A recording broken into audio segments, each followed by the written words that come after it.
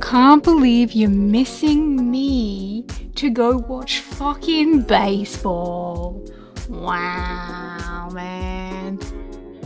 I mean, baseball is like the greatest sport ever invented.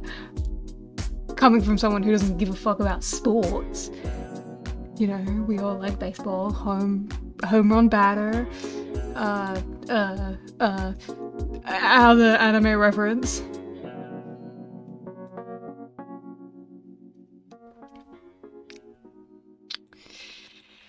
Can't believe you're hanging out with your family and not me. I mean, it is good to get out of the house. It's good to socialize and talk with your fam and stuff. I get it. It's okay. I'll still be here. Streaming for all the wonderful people who decide to stick around anyway. Hello, welcome. God, I got morning voice. I didn't bring my water in with me. I left it on the fucking bench. I'm gonna need that. Ah! Stop getting tangled in everything. We don't need the same bullshit happening that happened on the first stream, okay?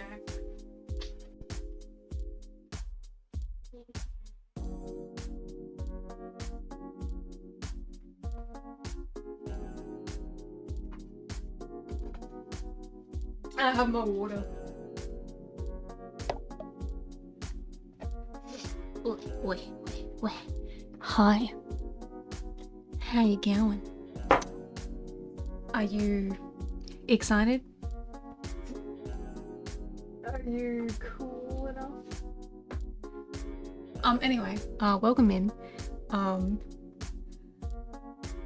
Wow. 1 whole year streaming.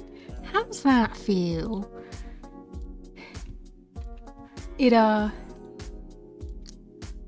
Witness the first 20 minutes of stream. Hell yeah.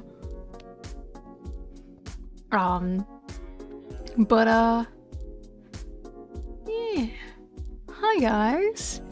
Hello to everyone who has been watching this whole time. Hello to anyone who is just joining me. Wow. Isn't this exciting?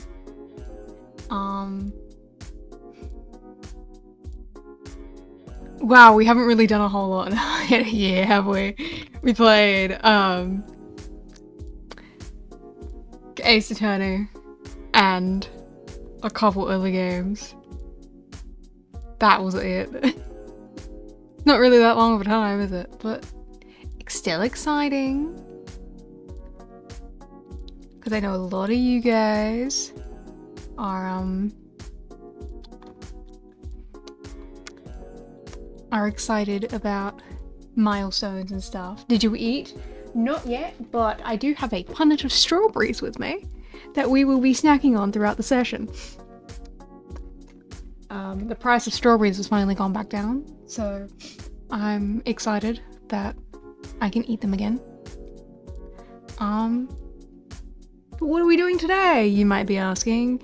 And if you looked at the title of the VOD or in the category of the Twitch stream, if you're watching this live, you would know that we are...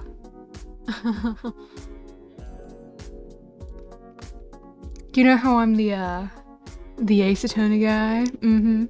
I know. I'm just like the coolest guy to ever live. With like obviously true and correct opinions, such as the fandom favorite games are shit, and the games of fandom don't like are actually pretty good, and I don't give a fuck about that one character people like. Can't believe it. Can't believe Crispy is a fake fan. I can't believe it. Fucking... You had a whole year to prepare for this, and look at you. Look at you. Anyway, so we're playing an Ace Attorney-like game today. We're playing a lawyer game today, because I thought it would be fun if we played one in celebration of 1 year. I kind of want to play a lawyer game in celebration of every yearly milestone. You got a medical exam? Okay, that's...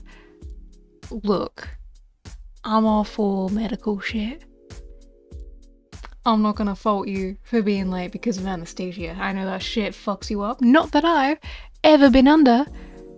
The only time that doctors tried giving me anesthesia was in my hand because I needed to get stitches in my hand because a glass shattered while I was holding it.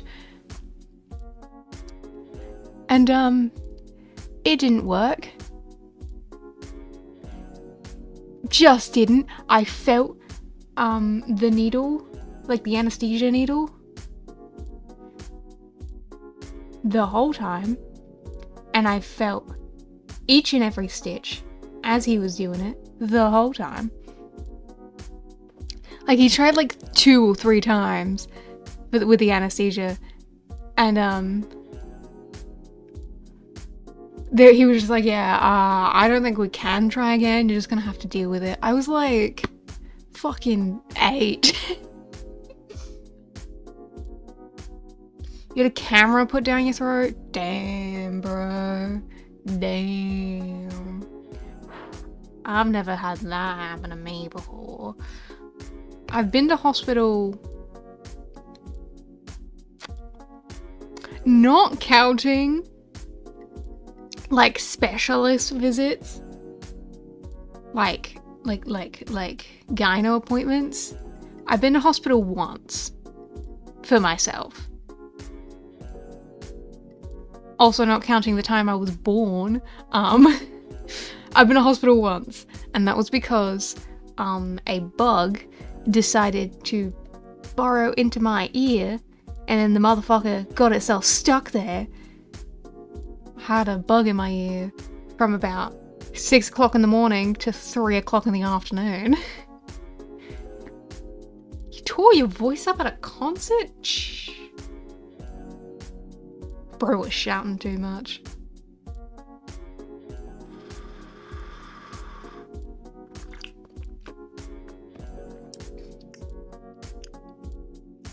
But as long as you feel okay now, that's all that matters. I've got myself a hot chocolate in a mug that says best lesbian ever on it, because I am the best lesbian ever to exist. You know, the he him lesbian that simps over 50-plus-year-old men in video games.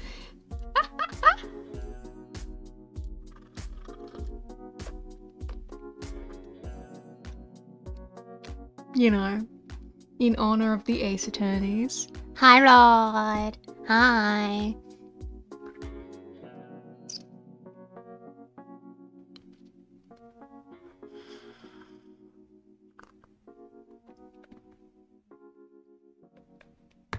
It's not as good.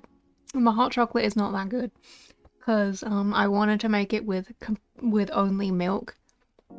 And then we didn't have enough milk, and I was like, oh, well, I still want to drink. So I guess I'll just make it the poor person way. And, yeah, it doesn't taste as good. Not this kind anyway, because this is a special kind of hot chocolate mix. It's a, violet crumble flavor. And if you don't know what a violet crumble is, that's a Australian, like, chocolate. It's, if you know what a crunchy is, it's basically the same thing, just like a slightly different texture in the honeycomb. Because like a crunchy will kind of like melt in your mouth, right? Whereas a violet crumble, the whole marketing is about how it shatters, so... Tastes good though. I haven't had violet crumble in a while because honeycomb gets stuck in my teeth and I don't love eating them. But they taste good and I like them, and this hot chocolate is banger. Except for the fact that it costs $9, which is more expensive than every other hot chocolate mix. But the more I drink it, the more disappointed I am.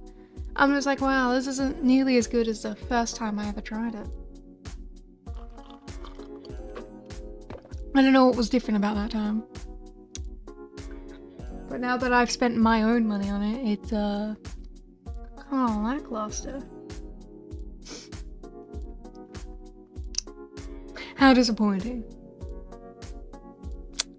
Not that Godot would approve anyway. Not that I want him to. What a fucking bitch-ass motherfucker. I almost called him a freak, but decided that that wasn't that was too mean, so I reeled it back. Cause I wouldn't call him a freak. He's just a misogynistic asshole.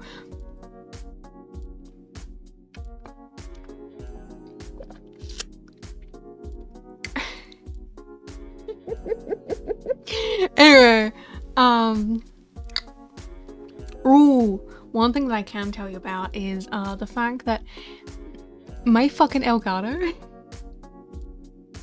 it fucking shuts down my computer.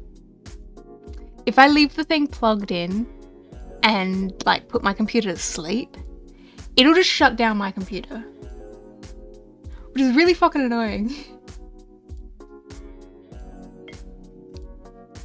Because like I have to plug it in at the back of my computer, and I don't really have easy access to the back of my computer because my computer sits on top of my desk right next to the wall, so I have to plug it back in every time I want to use it. But it was being busy, so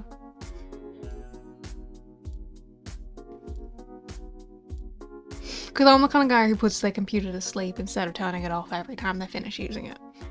Don't ask me why, I just do.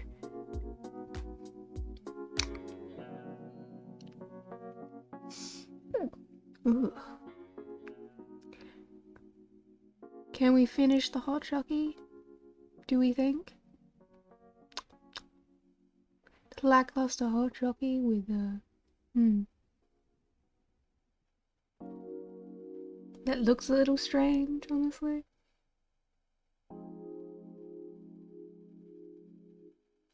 The more I stare at it, the more unappetizing it gets. Yeah, no, I'm done with this shit. I don't want to put this in my mouth anymore. Oh well. $9 of my fucking money that was. It's okay though, I got water. Anyway, back to the topic at hand. We're playing a lawyer game today. Because, you guys know that me, personally, this guy right here, I'm the ace attorney. And, Capcom, they won't give us any ace attorney, but, other people will. So we're gonna be playing a lawyer game today. Because I think it would be fun to, like, harken back to it, get those vibes in, and hopefully the game is like actually as fun and engaging as Ace Attorney, and I can enjoy myself just as much, you know.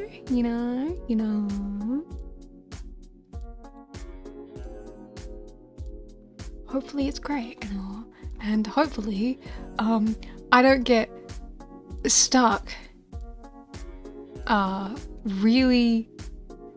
don't get stuck at some point and have to sit there and be like, wow, I'm not smart enough for this game.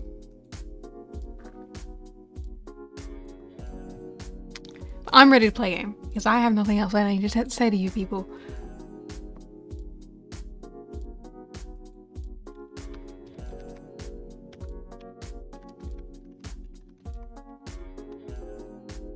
Anyway, music, go. I don't like you anymore. Other music, on. Oh, it was silent. I didn't even need to turn it off. Anyway, This is Trials of Innocence. This was recommended in the Discord server, under the pretense that it was an Ace Attorney-like game. I had to go into the options menu and change the language because it did not automatically open in English. It opened in Chinese. So I'm glad that I intuitively knew which one was the options menu. Because, that's why it wasn't. It was quiet. I hadn't clicked on the game itself. I was still looking at OBS. Anyway, that's me. Look, that pretty lady, that's me. I'm a pretty lady. She's a pretty lady. We're the same person at the moment. I mean, like, look at that outfit. I should get a nice suit like that. With those, like, puffed up sleeves. Oof. Sexy as hell. Anyway. Let's hope that everything's fine. Preceding story was fictional, no actual persons or entities or events are depicted. Cool. I assumed it was fictional.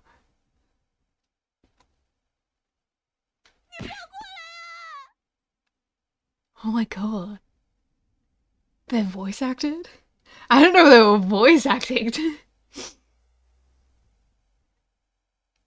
Stay away from me! Oh my god, don't speak in my ear. I'm weak to people saying things in languages I don't understand. What? Prelude. Deathbed Spectre. Deathbound?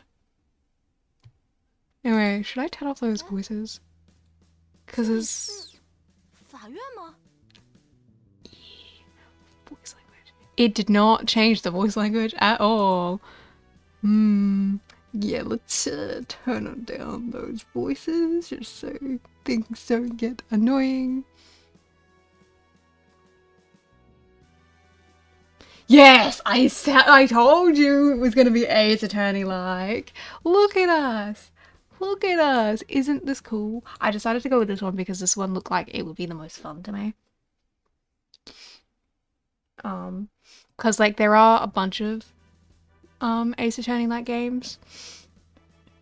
But I looked at a bunch of them and I was like, I don't really want to do a lawyer game in a fantasy setting. I kind of like how insane Ace Attorney is with its minimal fantasy, you know? Is this the court?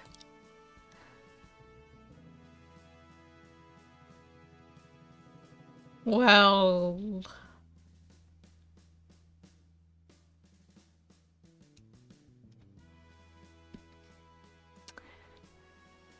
There's like 5 different characters I could compare this man to. Oh my goodness. How much art of him exists? Because you look at him and you immediately know he's a fan favorite because of that face. The trial is about to start and you are supposed to rest for a bit. Why are you suddenly screaming? Chief! I took this case in a rush and spent the whole night reviewing the files. Plus it happened in a murder house. I just couldn't help but having nightmares as soon as I closed my eyes. Well, are you sure you're okay? Today's your first time appearing in court as a lawyer. Well, is it now? No problem, I suppose. I'm speechless. Okay, let's end this chaotic opening.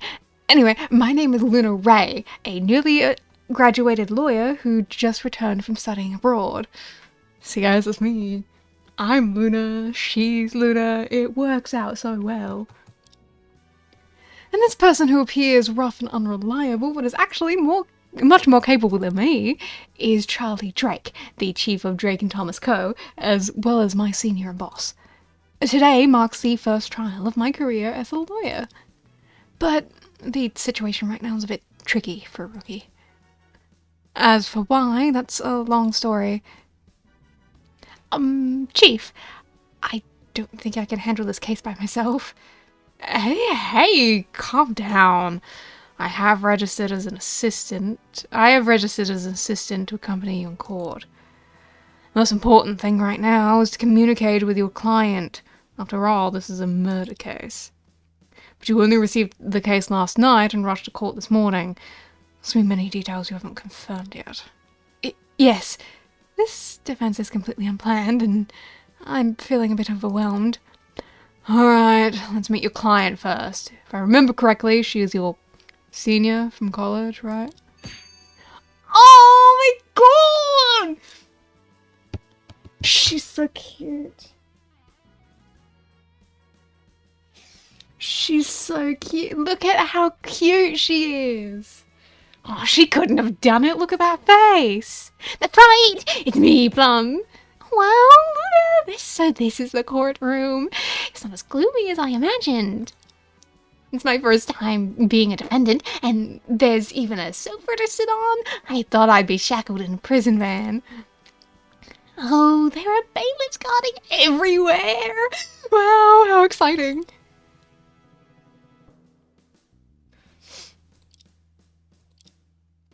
Is that excited person your client? If anyone could act like this after being brought into court as a defendant, it would definitely be her. This seemingly unnervous person is my senior from college, Plum Swift. After graduation, she worked at a law office for only a short time before transitioning to become a detective novelist. Woods. You're thinking of Woods, Athena's friend. The timid girl who was super in love with Apollo.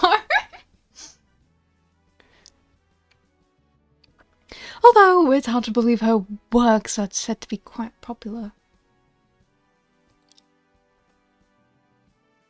Just before getting off work last night, I received a call from her saying that she'd been arrested on suspicion of murder. Due to the urgency, she had no choice but to entrust me, the lawyer with whom she has the closest friendship. She may be unreliable, but I know she wouldn't go as far as committing murder. Today, I'll have to find out the truth and help her clear her name. Look, I love these little tufts in character design. I think they're so cute. I love how symmetrical her hair is. No time for small talk. Plum, quick, tell me more details about the case. Huh? I told you everything in the meeting room yesterday. Why ask again? Don't click away. We barely had a chance to talk before the detention center closed. They showed me some video screenshots. Wow, wasn't that super exciting? Yes, if I hadn't seen those things, I wouldn't have had the nightmares just now. I have already collected those screenshots as evidence. Let's focus on the case right now. After all, during our meeting yesterday, all I remember is that shocking line, I was dressed as an evil god and got arrested. You didn't give me anything else useful.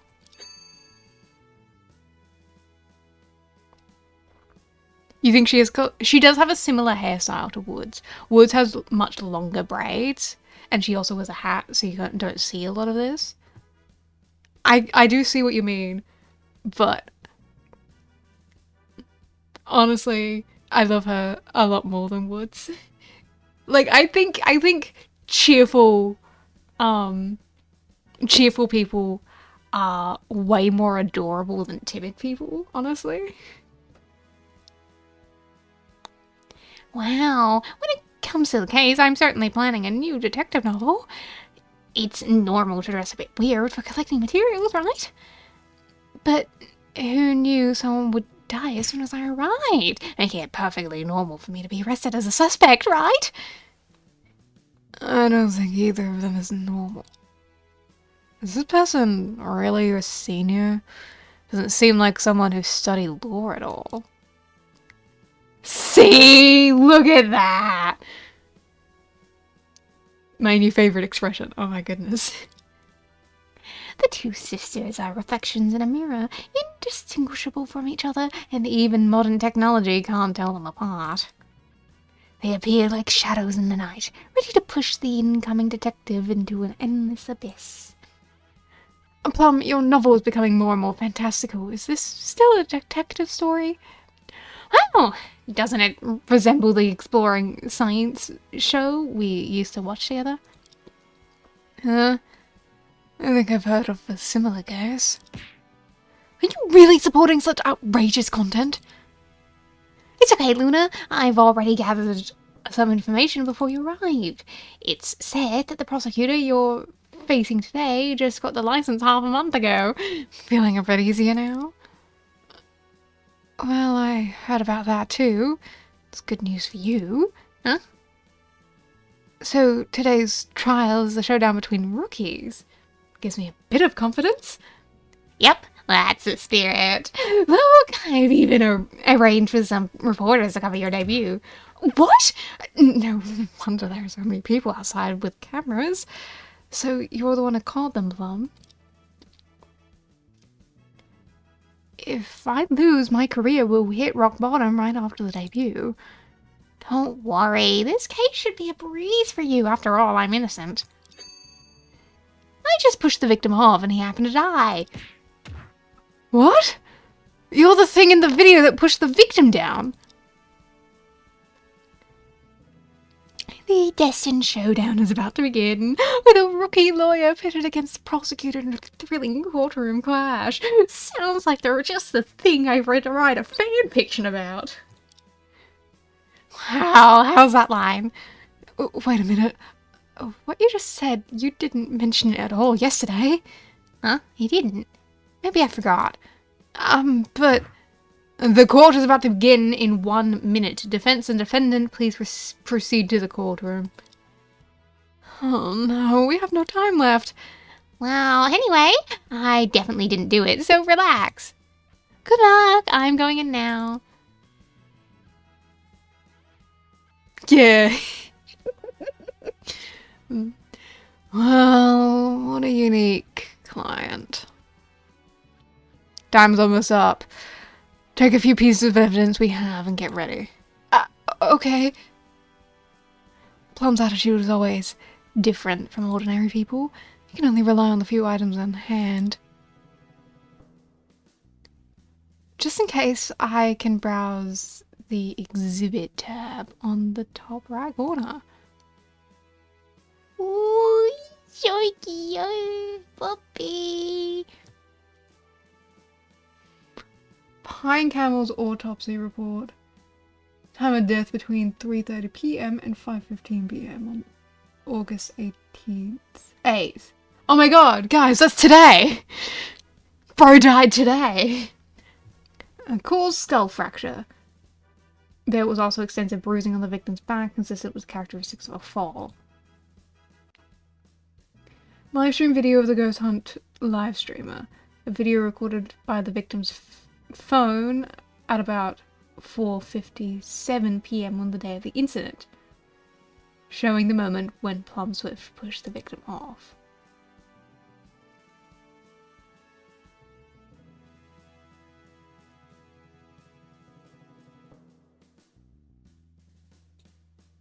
Oh, you're so cute.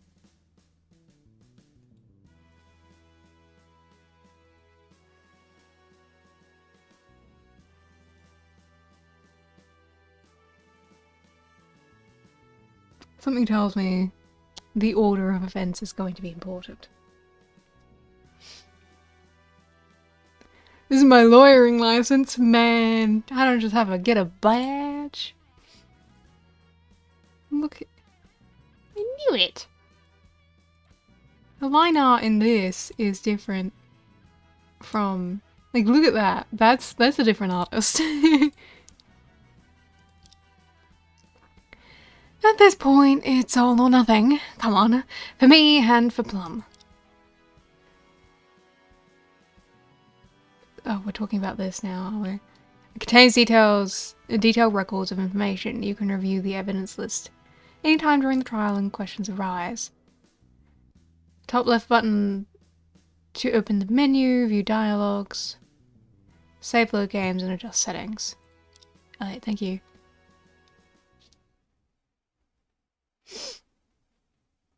Ooh, fancy courtroom, fancy courtroom. Court is now in session for the trial of Miss Plum Swift. The defense is, ready. Oh. Oh, man. Let me think. Oh dear, how should I put it? The prosecution is ready, is that right? Huh? Isn't the prosecutor today a rookie who just got qualified half a month ago? How come it's a man as old as my grandpa? Oh, well, I did just get qualified half a month ago. Before that, I was doing some odd jobs in court. I only got qualified now, you see. How to put it? You're never too old to learn. Could this be one of those stories where a janitor at the court finally gets qualified after years of hard work? Even such an old man has to appear in court. Maybe they are really short of staff. Just think of it that way. Has the prosecutor rate really... What fucking word is that? Really fallen to such a state? Anyway, focus on the trial now. Well then, it's Miss Ray and Prosecutor Hush, right? Oh yes, that's right, I'm Prosecutor Hush. So both the prosecution and the defense today are newcomers to the field. Whether the defendant in this case is guilty or not will largely depend on your performance. So please do your best. I will. Let's get straight to the point, Your Honor. Very well. It seems that both of you are ready. Please proceed with the case summary.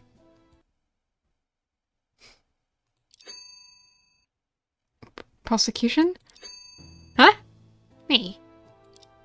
I'm trying to recall it. You interrupted my thoughts, Your Honor. Now I've forgotten everything. Huh? Sorry about that. So, what are you going to do now? Just wait. Oh, I remember now. Oh, you remember. This case, obviously. It's a murder by poisoning. It's happened on a cruise ship, and the defendant is a lawyer surnamed Drake. So it's a case like what? Huh, Chief? He seems to think you're the defendant in this case. I'm standing far from the center. Even if he got the person wrong, he should think you're the defendant. That's not the point. Is there something wrong with what I said? Yes, there isn't a single part of that statement that is correct. Someone get this guy off the fucking stand. Oh. What should I do? Can this grandpa prosecutor really make it?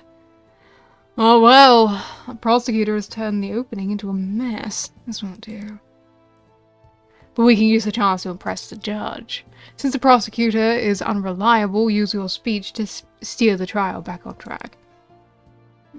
I'll give it a try then. After all, I've seen the trial procedure many times. What should I say now? God, she's pretty. Oh. The prosecution's statement seems to partly deviate from the facts. Damn, does me turning off voices mean I don't get any objections? They're sad, but I don't want them speaking while I'm trying to talk. So, regarding the defendant and the details of this case, please allow the defense to make corrections. Objection sustained. Defense, you may go ahead. First, as you said in the opening, we're here today to try a murder case. My client, the defendant, Plum Swift, is suspected of killing Pine Camel, a ghost hunt live streamer. Is that correct? What you said finally matches the information I have. I can understand live stream, but what is ghost hunt live stream? The ghost hunt live stream is a popular format in Japan and South Korea, similar to ruin explorations.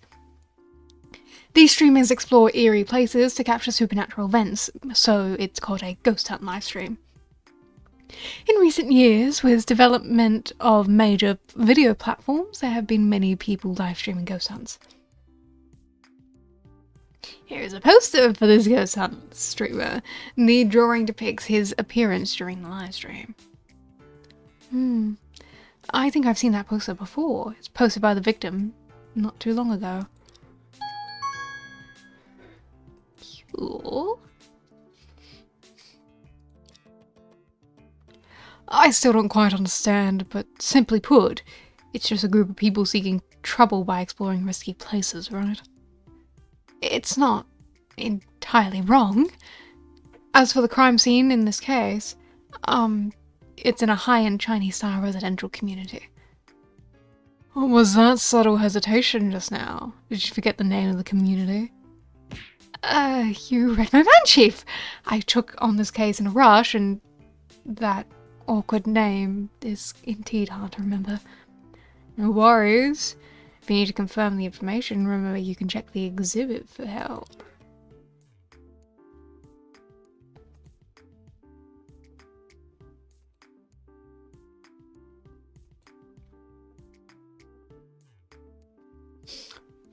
Does it tell me? Spooky Shacks! Shivery Campbell and Spooky Shacks. What a fucking title, man. Within a murder house. Considering you said this is fantasy, I'm assuming Ghost killed this guy. No. No, what I was talking, when I said fantasy, I was talking about other lawyer games. They were like lawyer games specifically for in a more fantasy setting, and I wanted to do this one because it seemed less fantasy.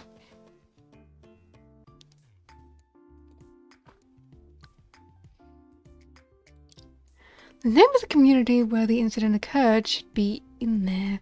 I need to hurry and continue my statement. Location of the incident in this case is a high-end residential community, and the name is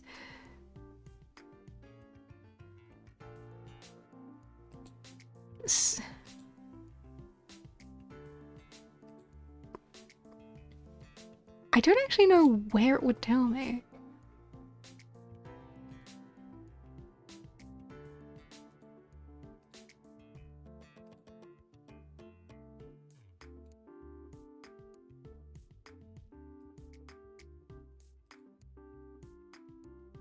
He's 84.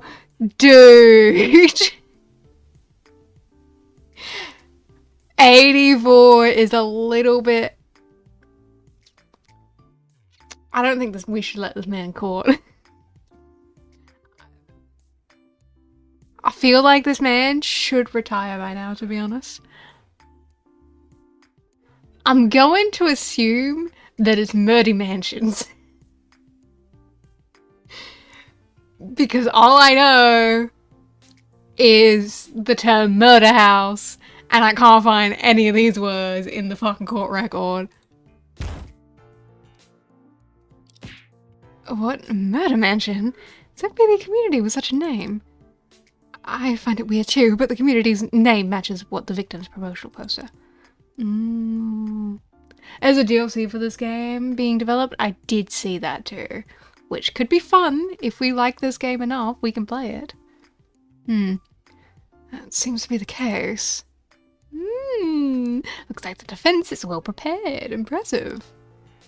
I'm not feeling cheerful despite your kind words. Now for the next question. I'll ask the defense to help me answer it, please. For example, why was the defendant arrested by the police? You must know the answer, right? Something the prosecution should know best, isn't it? Seems the prosecutor Hush is seeking help from us. Have to step up and be the good guy. Why do I have to play both the defense and the prosecution? In that case, let the defense present evidence to explain the answer to this question. This is the part where I need to present evidence to the judge. I've seen this many times. Choose the appropriate exhibit, click present, and that's it. I believe this evidence explains why the defendant was arrested by the police. Probably this, right?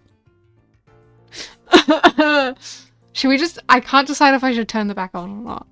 Because on the one hand, I don't want them talking while I'm voice acting. But on the other hand, I want my objections.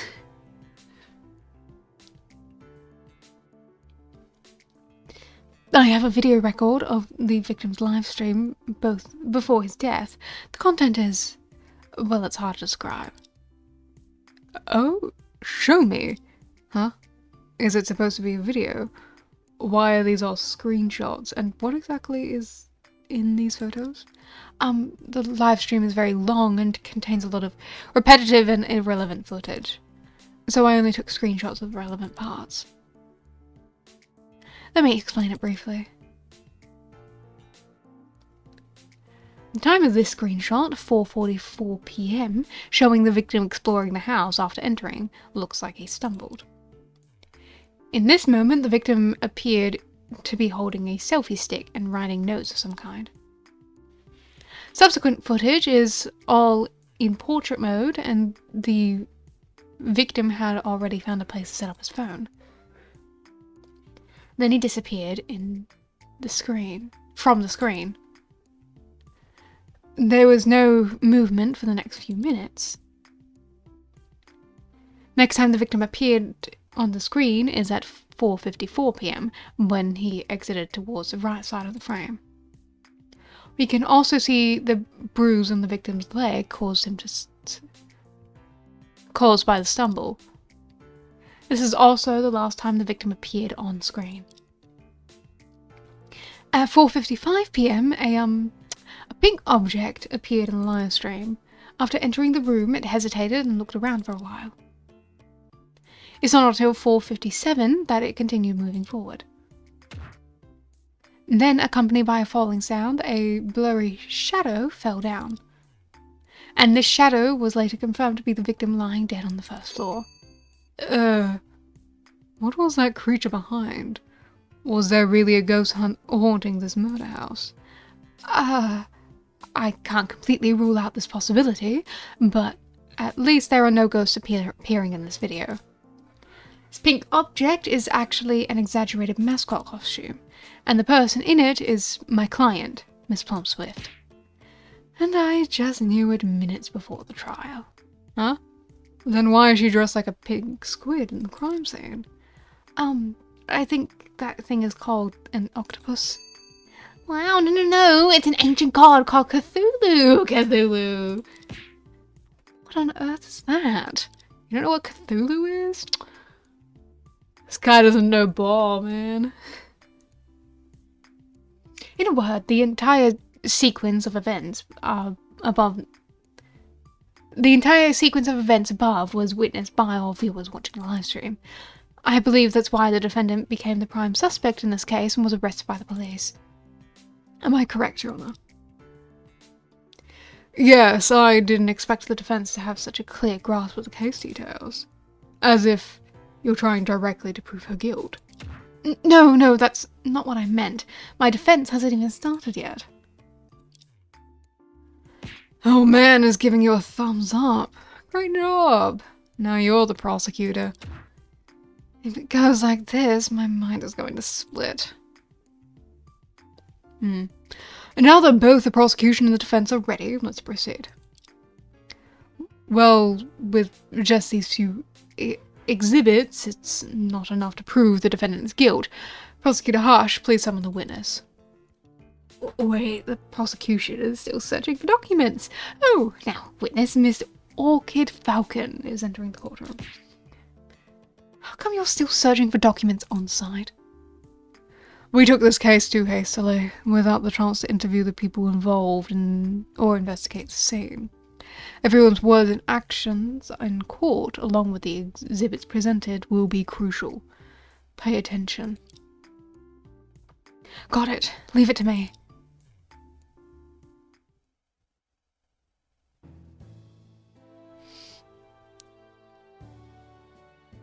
You,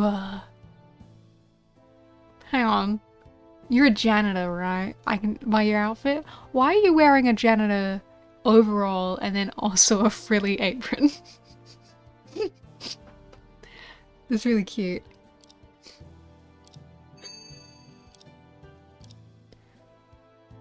Prosecutor, hush.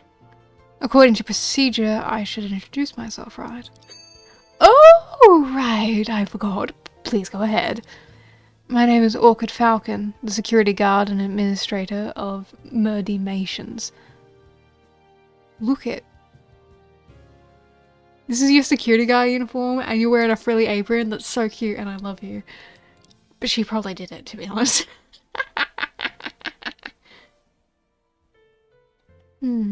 So this lady is the first witness I'm going to question today. She looks like a very gentle person. Huh? Aren't you Officer Falcon, the police legend who single-handedly wiped out a gang of 600 thieves? Just forget what I said. Thank you, but rumors always exaggerate a bit more than the truth. Actually, the gang only had 6 members. 100 times? That's not just a bit. Besides, I'm no longer a detective. As my child grows up, I've switched to a safer job. My husband is serving in the Middle East peacekeeping force, and we don't want our child to lose both parents in the future. They are truly a pair of heroic role models. Now I'm a security guard in the community. Quite the difference, I know. What a great loss for the judiciary to lose a talent like you. Wait, let me add a few words. As you've heard, the witness was a detective. She is knowledgeable about the case and has expertise in criminal investigation. The prosecution believes that having her replace me to explain the situation is more reasonable. What do you think?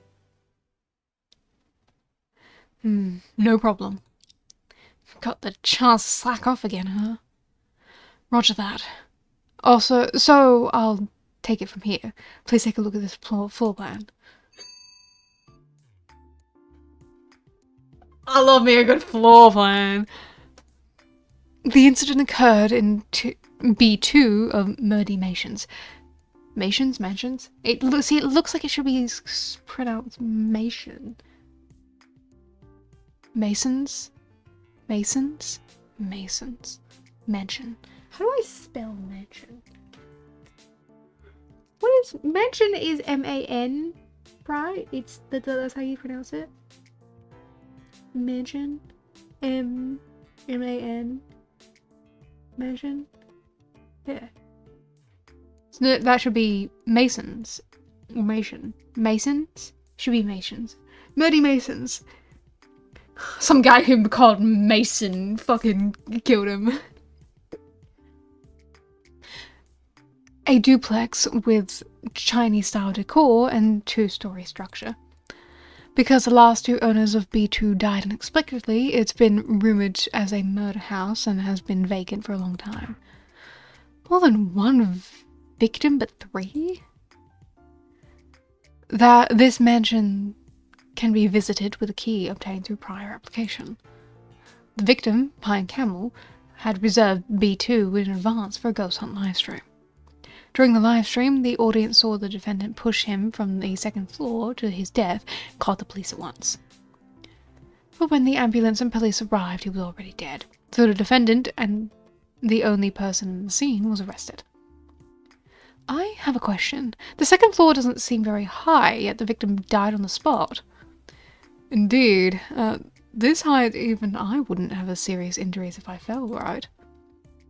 If you really fell, you wouldn't be here anymore. It's not that simple. About that, please take a look at the photo of the scene taken by the police upon arrival. Oh, bro hit his head. How did he end up there, though?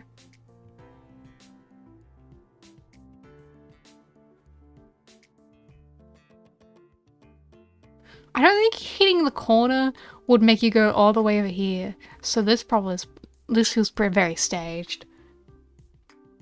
What? Yes, after the former owner's accidental death, a small amount of antique Chinese furniture was left unattended in the scene. And unfortunately, our victim hit his head on the corner of the altar table during the fall, which led to his death. Hit his head on the corner? Bad luck. Let me submit these items as evidence. Alright, accepted. Wow, thank you.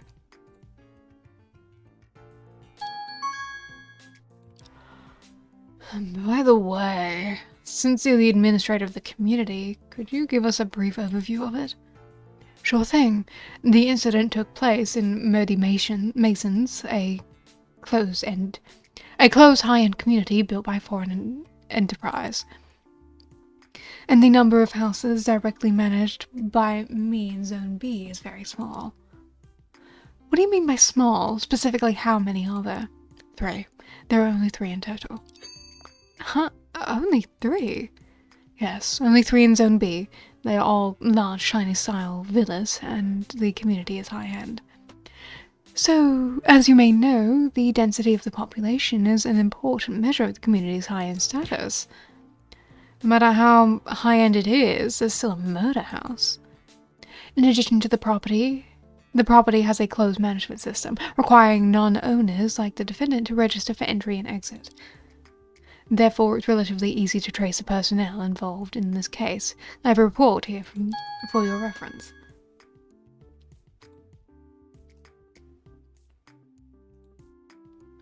Orchid Falcon on duty, Pine Camel entry, Bamboo Deer entry, Plum Swift entry. Remarks weirdo. Bamboo Deer exit. Okay, so she might not have done it, but whoever this fucking deer guy, they probably did it. They could have done it. That's probably our next witness. Look, he left so fucking long after. He entered at 2:33 and then left at 7:44, right? And then left at 4:56, right? So, probably him. Could have been him. Though that depends on what time he died. Time of the 5:15. Ooh, so we'd have to figure... So if it was that guy, then we'd need to...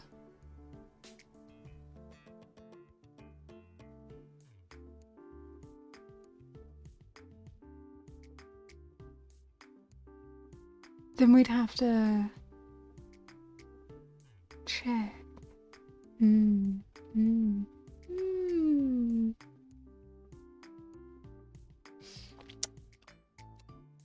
I'm enjoying myself. I'm enjoying myself a lot, honestly. Ah, wait, does this mean we'll play as other people? That's fun.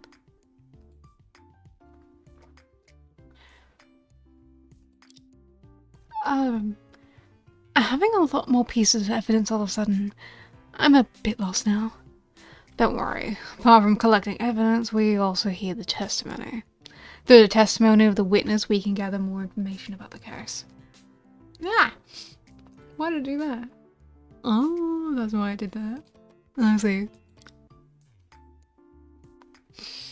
Once the witness starts testifying, the significance of each exhibit may change based on their statements. Right, I almost forgot. If I want to help Plum clear her name, I need to find evidence that proves she is not the murderer. Witness, based on the current evidence, is the defendant really the only person who had the opportunity to commit the crime? Can you provide more detailed explanation about this? Sure. Your Honor, please allow me to report on the reasons for the defendant's arrest. Alright, please proceed.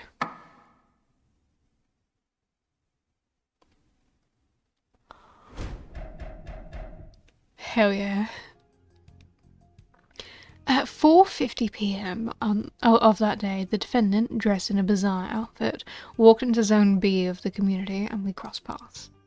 Shortly after the defendant got in, the police arrived. As a security guard and former police officer, I accompanied them at once. Shortly after.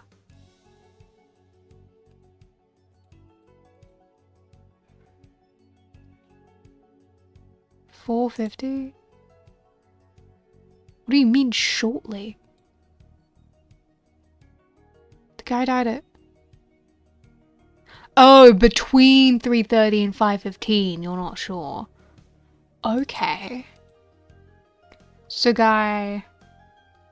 this guy could have done it. I know a guilty person when I see one.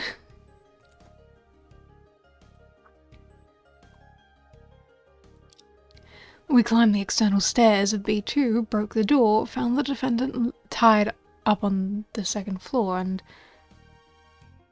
a body on the first. The defendant was tied up! Per the autopsy, the victim died when the defendant pushed him from the second floor, causing his head to hit the altar corner. Based on the condition of the scene, it can be deduced that no one tampered with the area after the victim was pushed off. Okay, but the defendant was tied up. What do you mean by that? During the on-site interrogation, the defendant also admitted to pushing someone off, so we arrested her on the spot. Indeed, the logic is clear and flawless. Thanks to the professional detective, I suddenly see the light. Things I don't know, things I didn't remember, all came back to me. So, after hearing the testimony, does the defense have any thoughts? Leaving all the important things to others, are you playing the sidekick in a skit? I have two questions. First, the bizarre outfit you mentioned. This one. Aww, cute. What a masterpiece, huh? The defendant walked into Zone B dressed like this that afternoon. First, I saw a strange creature moving towards her here from afar, then trying to break into the community. Without hesitation, I intercepted that thing and realized it was a human wearing a strange mascot costume. If she hadn't been making a fuss, I would have taken a tranquilizer gun for wild animals. You're even equipped with that kind of thing? It took a lot of effort for me and the investigating officers to strip the costume off the defendant. That outfit seems to have something strange on it. I'll examine it closely later. Or we'll examine it closely now. Oh, I'm not allowed to examine it closely? Damn. Oh, that's mesh. Interesting. Bro got key too. Interesting. I got that part. Another question. If what the witness said is true, is there a possibility the defendant accidentally pushed the victim? This would significantly affect the nature of the case. If we admit the defendant didn't accidentally push the victim and it led to his death, it's admitting she's the murderer. Of course, the charge of negligent homicide is much lighter compared to intentional homicide when it comes to conviction. Plummet entrusted me with a not guilty defense. I can't back down from this issue. Anyway, the defense has the right to question the witness. Please allow me to question the testimony first. No problem. I reviewed the procedure thoroughly on my way to the court. First, I need to ask the witness for more details to gather information. If I find any contradictions between the testimony and evidence I have, it's time to present it. I need to precisely present the exhibit that contradicts the specific statement in the testimony. The witness seems sharp and focused. Questioning her can improve your skills, so make the most of it and start questioning right away. You can ask for more information. Asking questions will not diminish the judge's impression of you. But be careful when you present. If you present the wrong exhibit, the judge's impression of you may worsen. Instead of immediately pointing out contradictions, it's better to ask for more information. Okay, leave it to me. Well, I am interested about the whole tied up situation, because I didn't hear about that. Now we're going to enter the cross-examination. Character will recall the witness's testimony through keywords. Ooh! That's a fun way to do it! When a keyword is clicked, the witness's full original testimony is displayed. When the same testimony is clicked again, the cross-examination of the statement will be initiated. I like this. I like this. This is really helpful if they've got a long testimony. After identifying testimony that contradicts evidence, first click the corresponding keyword and activate the statement. After contradictory evidence is... Find the contradictory evidence, click present, and expose the witness's flaws. Okay. The game ends if your haste piece is completed. Off. Okay, cool.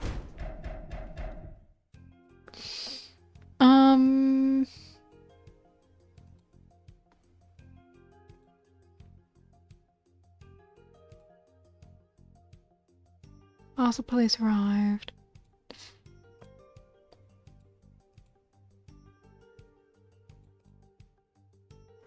Yeah, they found the defendant tied up. External stairs? Wasn't there an entrance on the first floor? It's a bit complicated. Besides, it's not really the focus of the case. Simply put, due to years of neglect, the door on the first floor was rusted shut, so we had to enter through the second floor. That's why we immediately found the defendant on the second floor when we entered. And the defendant? What was her condition at the time? Ugh, hydrate. Ugh, thanks, Gray. She was entangled in the staircase railing by her bizarre outfit, in a rather eerie state, unable to move. The police took a while to rescue her and almost alerted the fire department. Look what trouble you've caused. I see.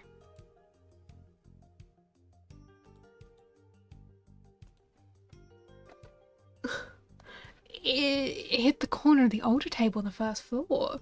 Was that really just a coincidence? It's hard to believe the victim's blood was found on the table corner, matching the injuries we found on the skull. Fresh damage marks on the corner perfectly match the impact of the victim's fall. Considering the scene, the police could only come to the singular conclusion. According to those traces, it seems there's little doubt from the cause of death. If it wasn't Plum, then who could it be?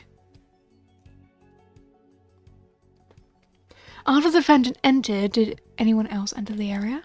No, except for the police who came to handle the case. The defendant was the last person to enter Zone B that day. I want to confirm, are there any other entrances or exits to Zone B? Or is it possible to climb over the wall with tools? If such a person exists, they'd have to stealthily evade the surveillance cameras outside the community, then climb over the 3-meter-high fence without triggering any motion sensors or touching any high-voltage wires, and hack all the closed-circuit surveillance cameras in Zone B to completely erase their presence from footage. Such a person would probably have to be a world-class renowned special agent. Do you really think such a person was there? Of course not. I was just asking out of caution. So anyone entering or leaving this area would definitely be seen by the witness. Based on the condition of the scene, it can be deduced that there was no tampering.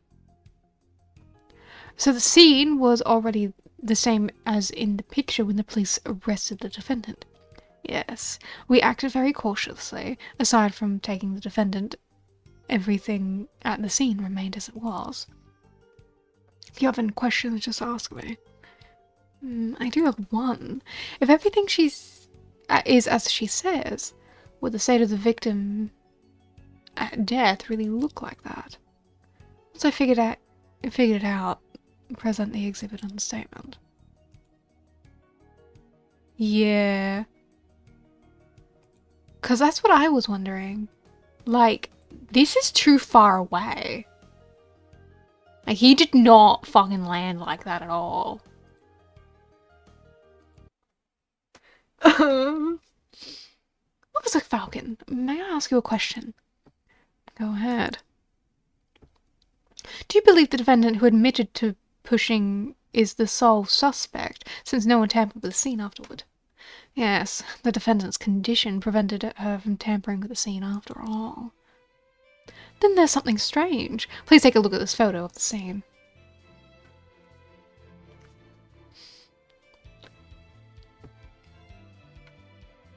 The police's inference is that the victim was pushed from the second floor, hit the altar table and died. But given the position of the body and the altar table in the photo, it's impossible, isn't it? A body fell on the right while the bloodstain on the left the altar table. They were on totally different sides. At just one floor's height, I don't think the body could have hit the altar table hard enough to change its angle completely. Hold on, Luna. Very keen observation. Besides that, there's another conspicuous issue in this photo worth discussing. Anything else? The blood around the body is minimal. Is this what you'd expect from someone who fractured their skull in the table corner? Indeed. This is much less blood than I've seen in other fall scenes. I do play games on Steam. If you want to recommend one, go ahead. I highly suggest doing so, because I am always trying to figure out shit to do with people, honestly. I don't think Officer Falcon and the police would deliberately tamper with the scene.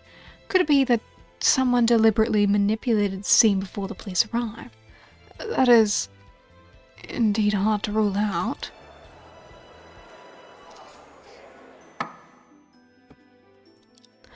After hearing the defense's argument, I also find the scene photo very suspicious. Could it be... Ugh. Maybe I should turn voices back on. I'm gonna do it, but they're gonna be very quiet.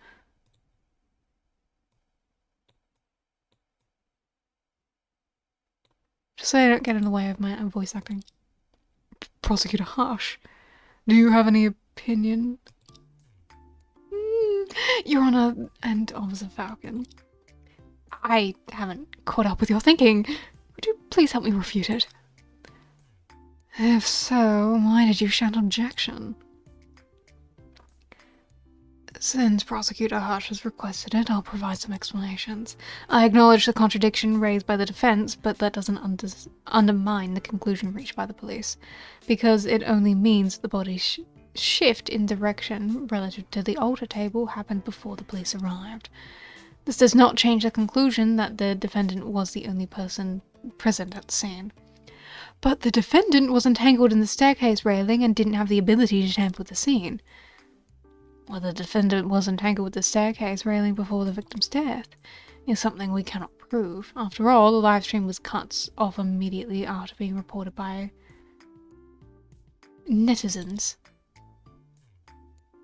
She could have tampered with the scene on the first floor before returning to the second. What? Isn't that a bit far-fetched? She was wearing that kind of costume. It's not entirely impossible. Calm down and listen carefully. Also, given the victim's limited fall height, there is also the possibility that he survived for a short time after the fall. And if the victim moved the altar table after he fell, during the victim's struggle, he accidentally moved the table. The movement was minor, so not significant traces were found. Oh, I understand now. For example, after the victim fell, he struggled and kicked out with his right foot, delivering a perfect spinning kick. The altar table was kicked and spun around. That's how it went. What do you think? While your description is somewhat weird, this possibility cannot be denied. Oh, so this is actually possible. Don't just accept that absurd reasoning so easily, okay? Forbidden Solitaire. It's a card game. I'll have to look into it. I'm reluctant to admit, Officer Falcon's explanation doesn't make sense. The inconsistency in the photo of the scene isn't sufficient to entirely overturn the suspicion of the defendant. But your efforts, at least, have created a slight crack in a seemingly solid chain of logic. If the defendant is truly innocent, following this crack will eventually tear open the previous conclusions. Okay, I see. Well then, as my duty demands, I will now provide stronger testimony to prove that the defendant must be the murderer. Next round of testimony is coming. Regarding the point, the defendant is the only possible suspect. Please allow me to continue my testimony. I see. Please go ahead.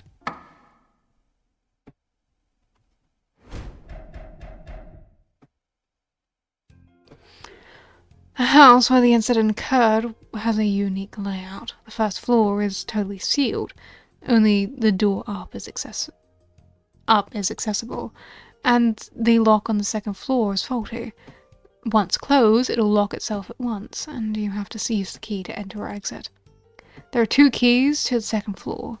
At the time of the incident, one was held by the victim, the other by the defendant. When we broke into the house, both keys were securely attached to the holders, with no signs of them being taken away.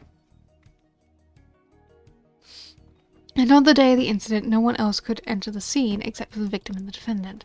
In conclusion, the defendant, Plum Swift, is the only suspect. What kind of terrible lock is this? Truly befitting of a murder house. And the police examined the doors and windows of the scene and found no evidence of forced entry or tampering with the locks. But then our client is made more suspicious. Officer Falcon, I have a request. Please go ahead. Can the lock of the murder house be submitted as evidence in the court? I just want to have a look at it. Want to accept it as evidence. Are you only here for fun? No problem. For further investigation, the police has removed it. A house can only be accessed from the second floor. The unique lock on the second floor locks itself upon closure, requiring a key to unlock. No signs of lockpicking on the door.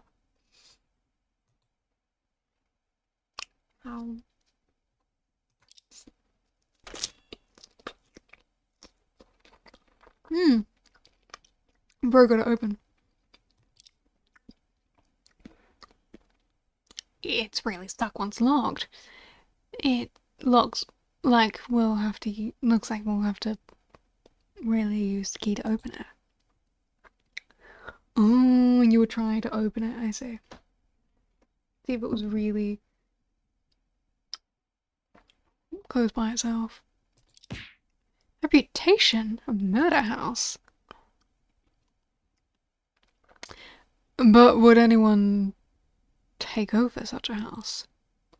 It's not my concern. I wouldn't want it even if it was free. Couldn't agree more. I better focus on how to break down Officer Falcon's testimony. Your Honor, may the defense start questioning now. No problem. You may proceed.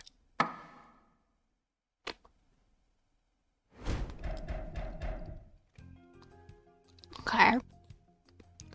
Broke into the house, both keys were in there with the guys. House where the incident occurred has a unique layout. On the day of the incident, no one else could enter the scene except the victim and the defendant. Lock is faulty. There are 2 keys to the second floor.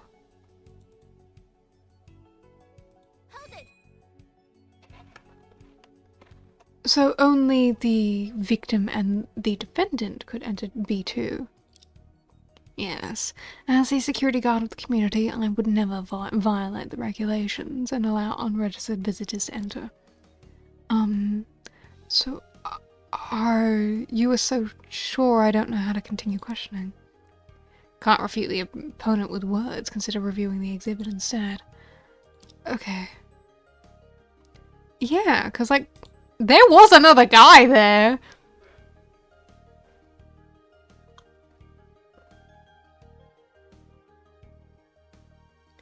We just don't know where he went.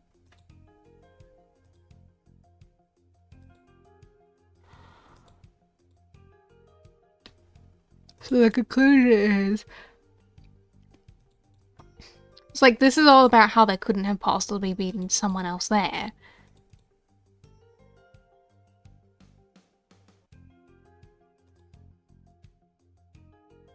No one else could enter the scene except the defendant and the victim.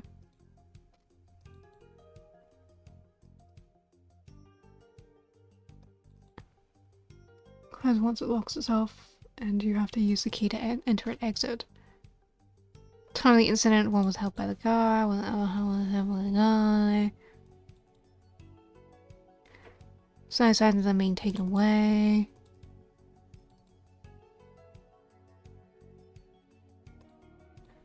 And none of this talks about 4th century? Which is kind of what I was gonna...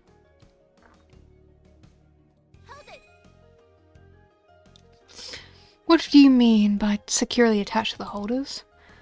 Ms. Ray, you know something about key rings, right? Yes! They're metal rings often adorned with various ornaments. That's right. The police conducted a technical examinations of both key rings of both the defendant and the victim. Both showed no signs of being forcibly damaged. Besides, the victim was found lying on his back and the key ring was completely pressed onto his body.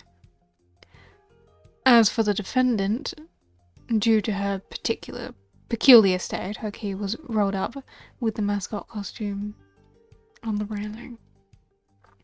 Even if there were other people at the scene, they wouldn't have been able to obtain the keys from either of them. Considering the condition of the second floor lock, one must use the key to leave the house.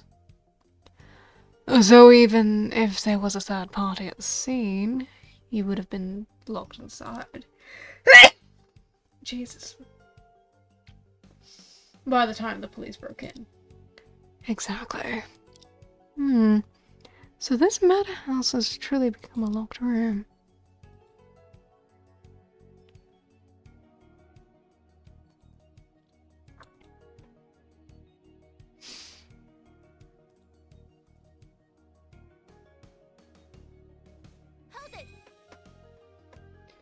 First of all, why did one of the keys end up with the defendant?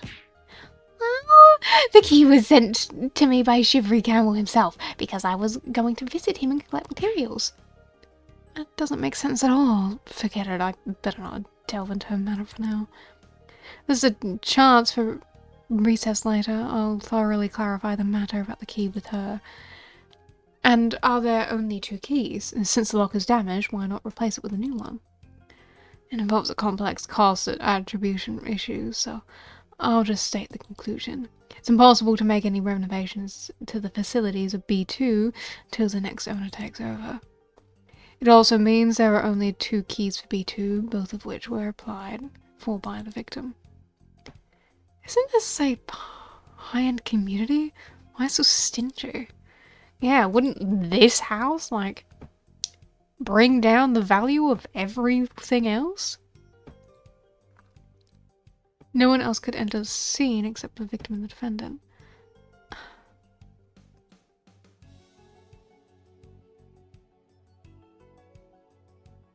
The house can only be accessed from the 2nd floor. The unique lock on the 2nd floor locks itself upon closure, requiring...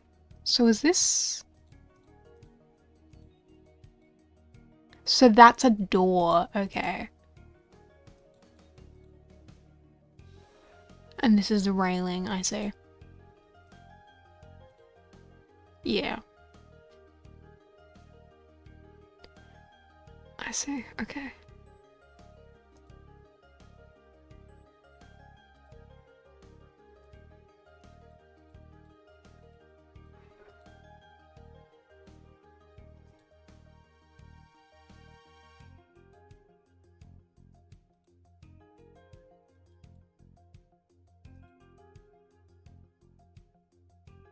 Well, I present this, right? Because the door never closed. At least, not after the victim died. And like, this is the explanation for it? Objection. Damn it.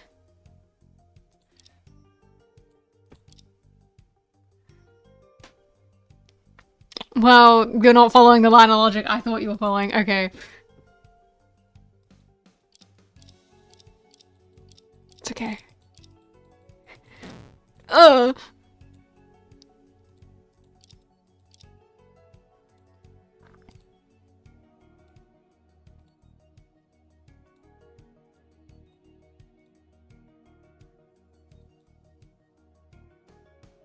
Hold it. Why on earth is that?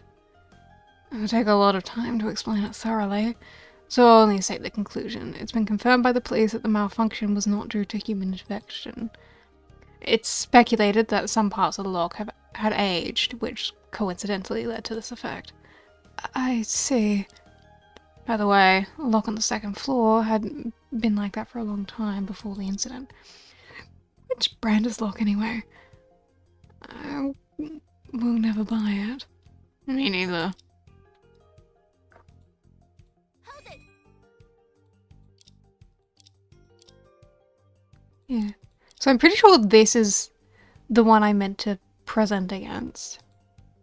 Since, you know, they're like giving me that little hinty hint of, maybe you should present evidence instead of talking to the guy when it's the one you want to present with.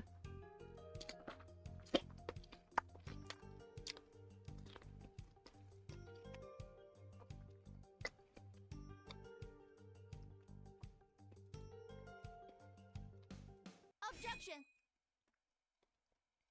Officer Falcon, you've been following the procedures diligently, as you said. But there's something you overlooked, for example, this registration form. I don't follow, Miss Ray. According to the records on the form, there's a person named Bambo Deer who had entered the community. This person left the community just after the incident. In that case, the police cannot rule out the possibility that he entered the scene to commit the crime, right? So that's what you're questioning. Based on the current evidence, this person couldn't be the suspect, so I didn't mention it in my testimony. Specifically, why do you think this person couldn't be the suspect? The reason is simple, it's about timing. Let's review the content of the live stream.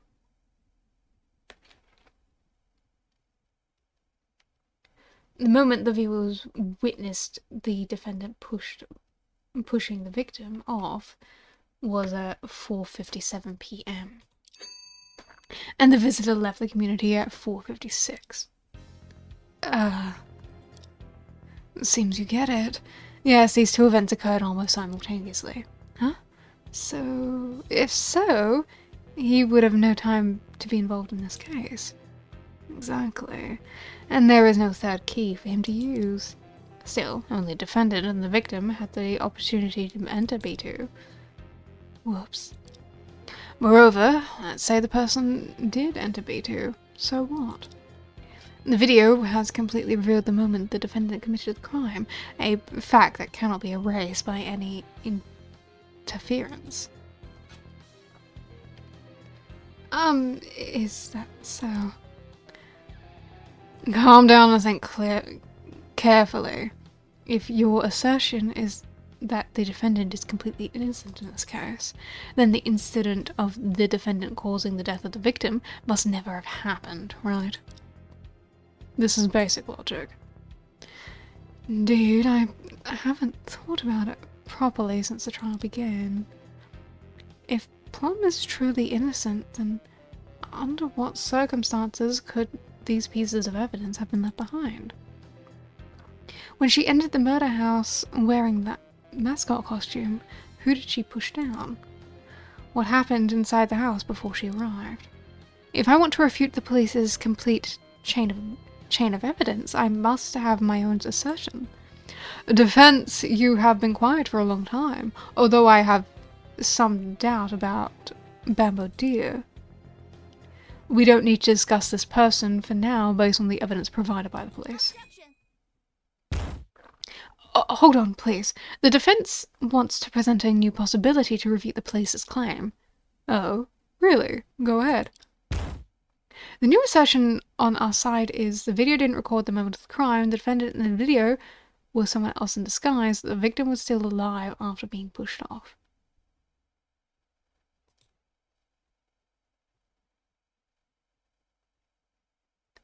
I don't think that was the correct answer. So we've been trapped in a fixed mindset. Why does this live stream video necessarily capture the exact moment of the crime? Let's consider the possibility. Pine Camel was already dead, and it was his body that fell.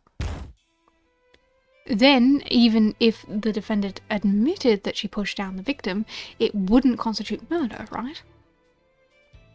What? Are you saying the victim fell twice? No, Miss Lawyer, your speculation is solely based on your own argumentation. It remains within the realm of imagination. Based on the traces of the scene, the most reasonable inference is that the victim fell only once. But, it seems you can't prove the victim fell only once, can you?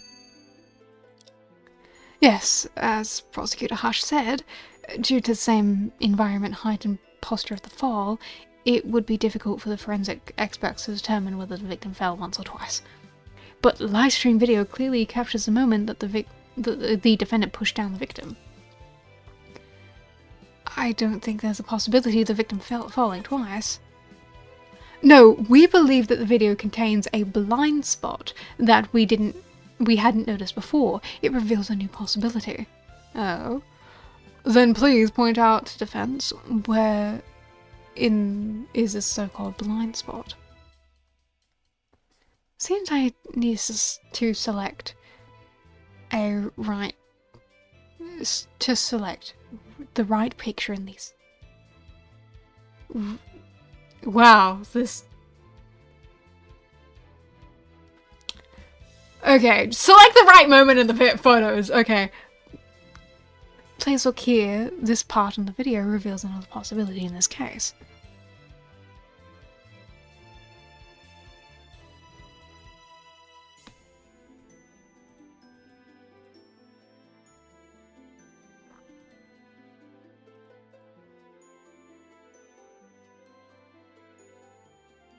That's it. Okay, it's not there. I don't know! I don't know what you want me to do! Why are you suddenly so uncertain? Because I'm not quite sure. I don't see any problem with the place you're pointing. Another possibility of this case.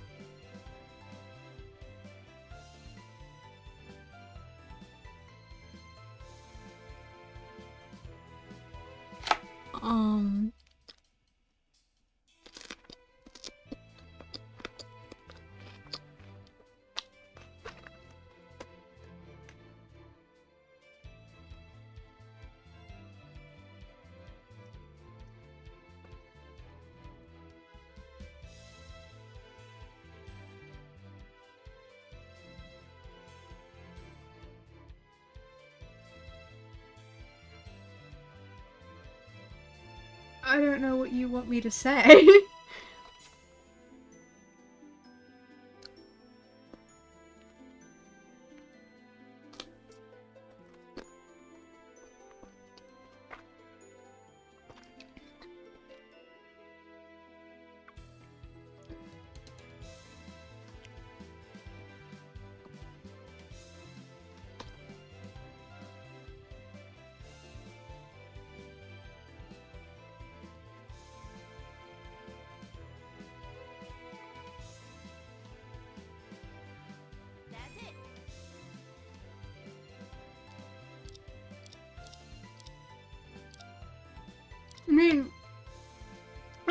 Stop fucking me over.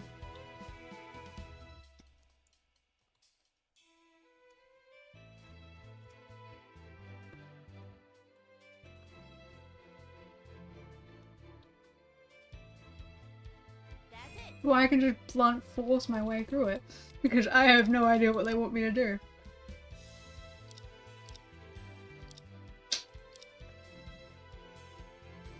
That's it.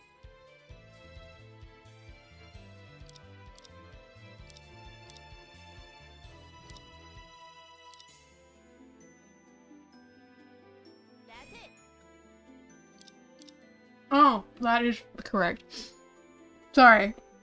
It's here. At this moment, the victim fell to the ground, and there happened to be a screen. In the scene blocking the view. That's what you were trying to say. Okay, I get you now. We can't be sure whether the victim fell onto the altar table in this fall.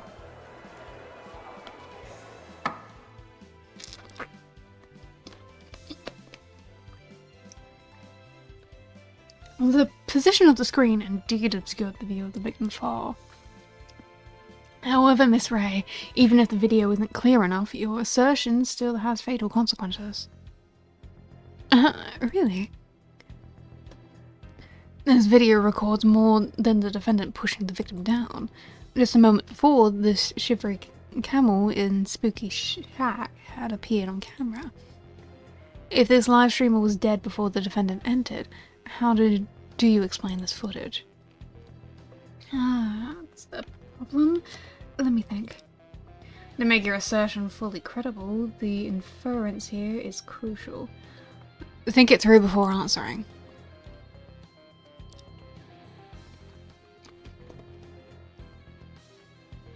Shivery Camel still appeared in this on camera in this live footage because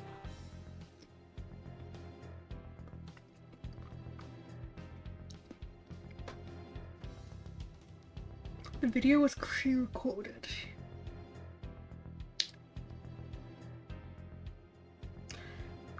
Pre-recorded works.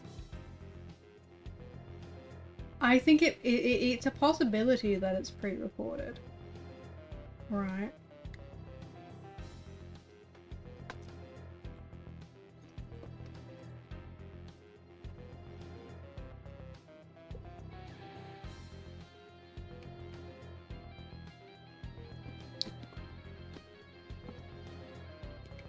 Because like, it's hard, it's really hard to fake being someone when you've got your face right in the fucking thing, right? What streaming was his dead body? A zombie live streaming! The video of Shivery Camel was pre-recorded. Would a pre-recorded video have a lot of interaction between the victim and the comments? Comments were from actors arranged by him? Was the defendants entering a few seconds later also pre-recorded? Maybe it was created by advanced AI. AI can't generate pictures as perfect as that. Ooh, yeah, I wish. First part was pre-recorded and then switched live when the defendant entered. Although I'm not very tech savvy, it's highly doubtful that pre-recorded and live stream can switch this smoothly. Not entirely true! Although I'm not familiar with live streams, I have confirmed the video from the day were all live, no recordings. You have to be so clear-headed at a time like this. Seems my previous assertion doesn't hold up, let me explain again. Really? Disguise?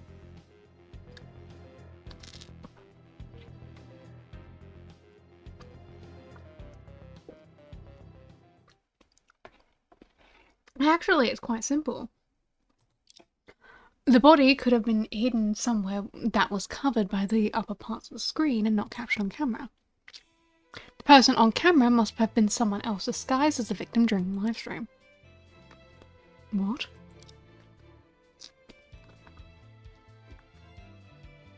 As you can see, the live environment was dim. Furthermore, the live stream was abruptly interrupted due to the murder case, and only lasted for a short time. was just a brief disguise, it could go unnoticed.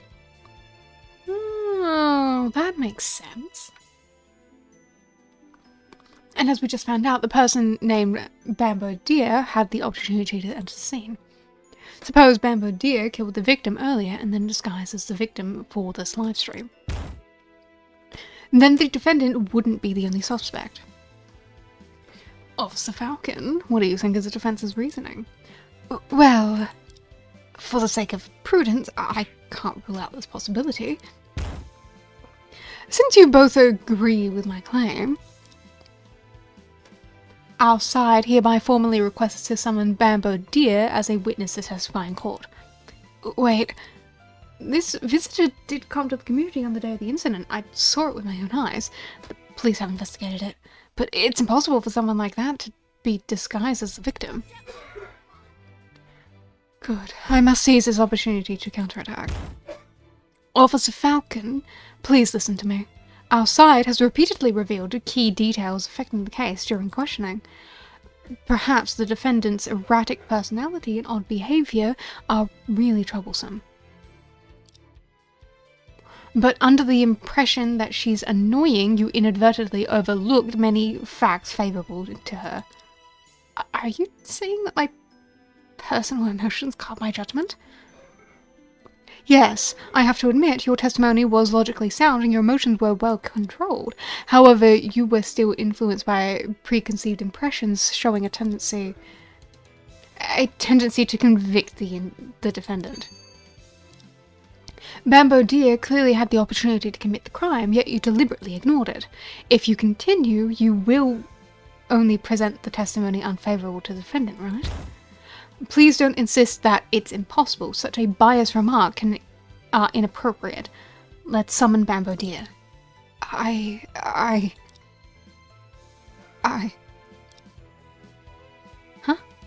What's wrong with Officer Falcon? Maybe you hurt a detective pride by saying it too frankly. If it were any other prosecutor, they would have objected and stopped you, but in this case...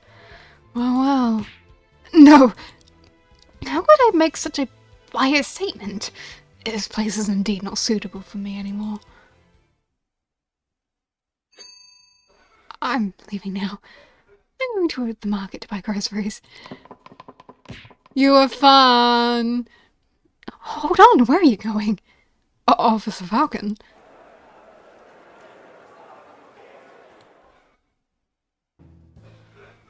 How is Officer Falcon?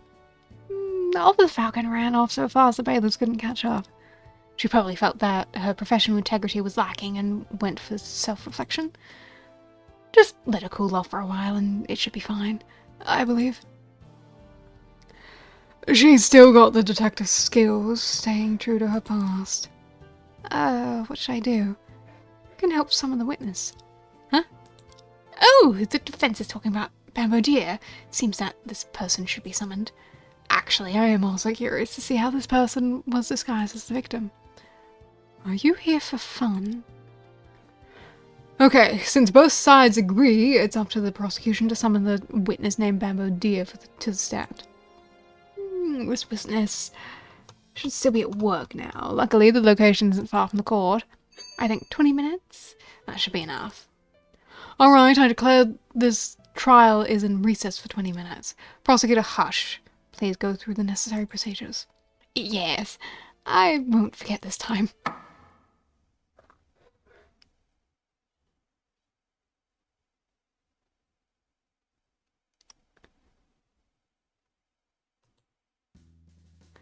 I'm so tired. Wow, I knew you could make it, Luna. Don't count your chickens before they hatched. We're still far from getting you acquitted. Luckily, the prosecutor is a weird old man who hardly objects. He reminds me of Professor Williams from our college days. Our break time is limited. Will you two stop chatting? I got carried away. I don't think you can see. You guys can't see, but fucking Drake is right behind me with his face. Plum, it's time for you to explain what you did in this case. Wow, you're so serious all of a sudden. It's because you're too unserious. Anyway, let's not waste time. Tell us what happened on the day of the incident. Alright, let me think. I was going to interview Shivery Cavill for materials, and we agreed to meet at 5 PM in B2, the Murder Mansion community. You're already calling it the Murder Mansion community. He sent me a key with B2 written on it, and I suppose he wanted me to open the door myself. Why didn't you open the door for you? I think it's because he wanted to create a scenario where someone suddenly breaks in during the live stream to surprise the audience. So ghost hunt live streamers need to plan things like that. Well, the door was a bit problematic, and he couldn't leave it unlocked, so he had to give me the key in advance. That makes sense. Oh, hold on. So you dressed up in the mascot costume for... Bingo! His screen name is Shivery Cavill in a Spooky Shack. He wanted me to stage a sudden break-in. So of course I would play along and dress up as an evil god to meet him. In order to become a qualified evil god, I spent a lot of money ordering a costume, a custom-made one from a famous online shop. It's just a pity I had too many demands, so the finished costume had so many flaws. It's a Chinese-style villa. What kind of evil god are you dressed as? But after I entered, I didn't even make it down the stairs before stepping in some sticky liquid and taking a really bad fall. So that's when the strange stuff got stuck to your costume. So what on earth is that? Oh, before entering the community, I even took a selfie in the mascot costume and sent it to his account. Who in their right mind would do something like that? Wow, but my phone was confiscated, so I can't show you the record. Oh, wait a second, Luna! Huh? There's still a few minutes before court restart. Why? Huh? Where does she suddenly take out so many pens from? Why is she starting drawings? Why is she colouring it? What on earth is this? Ha! This is what it looks like. Ta-da! Look! It's my selfie in the costume.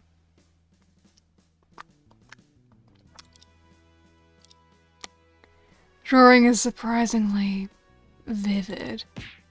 Wow, I put a lot of effort to wear this thing before entering the community. If you really sent it to the victim, the police might interpret it as a murder threat. Well, it's not a big deal, don't worry about it. Luna, just take a look at the drawing, it might come in handy. When and how? Sure. Alright, have you disclosed everything to us? Well... Defense, please be prepared to enter the courtroom. Court session will begin in 1 minute. Wow, I'll head over then. Am I winning? Winning so hard right now. We're doing real well.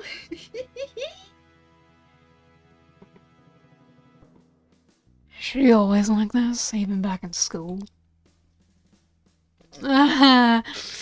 She was even more so back then. But at least we managed to extract some information, right? I'm just realizing... You guys get no fucking music, but there you go. That should be better.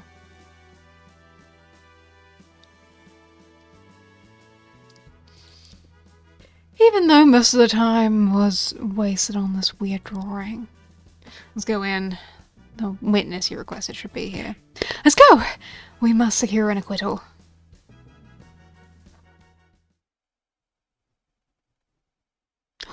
Oh my god, is it a gorgeous person that I spy?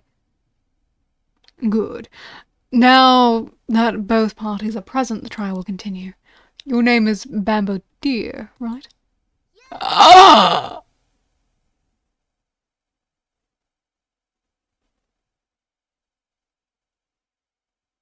So pretty. Oh, yeah. That's right, I'm Bamboo Deer, the tour guide at the Great Tang Art Park. Huh? Why is Bamboo Deer a beauty in Han Chinese clothing? Eh? Any problem with my costume? Hold on. Why didn't anyone tell me that Bamboo Deer is like this? I thought you knew it. I just wanted to see how she could disguise herself as the victim. Why do I feel like I've been played? Witness, this is a courtroom. Why did you come dressed like this? Well, it's because the summon was rushed. My job is this way as a wobbly base in Han clothing, Chinese clothing. No wonder she's always swaying. It's making me dizzy. This prosecutor insisted I come over. Hearing there's business in court, I jumped off the base and ran over without even changing my clothes, so here I am. After swaying on the base for a few years, I've become light on my feet. Now I can walk without making any sound. Can't you just take a taxi here? Witness. Since I'm here... Huh? Ladies and gentlemen, though I've come to court, I still have to do my job as a tour guide. Join my impromptu performance. Feel free to donate if you can, or just enjoy the show. Money for mirth, bills for thrills. This is not the time for hawking. Let's get back to the case. Huh? Is that so? All right. I was going to say that even if you don't visit the park, you can buy the Han Chinese clothing I am wearing. Whether it's Han Chinese clothing, opera clothes, or mascot costume, I know them all very well. Feel free to ask. I'm also skilled in handcrafts. The outfits I wear are all made by myself, ensuring exquisite and no waste of materials. If you're interested, remember to follow my handicraft workshop. What a dedicated worker. Seeing this witness in person, it seems like what Officer Falcon said was correct. Are we sure about that? Because, I mean, like, look. They're very similar, right? She could easily pretend to be that guy. Like, you just wipe off her makeup, adjust her hairstyle a little bit. Like, what does this hair look like in this? Yeah, like, you just tie the hair back. No one would ever know.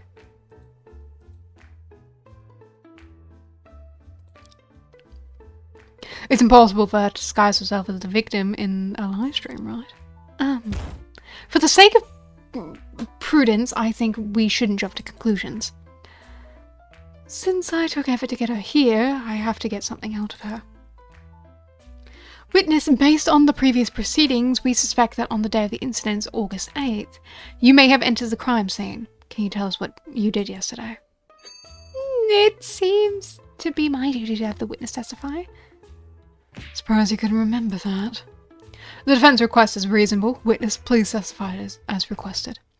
Wow! Do you want me as a guide to guide you all? Then listen carefully.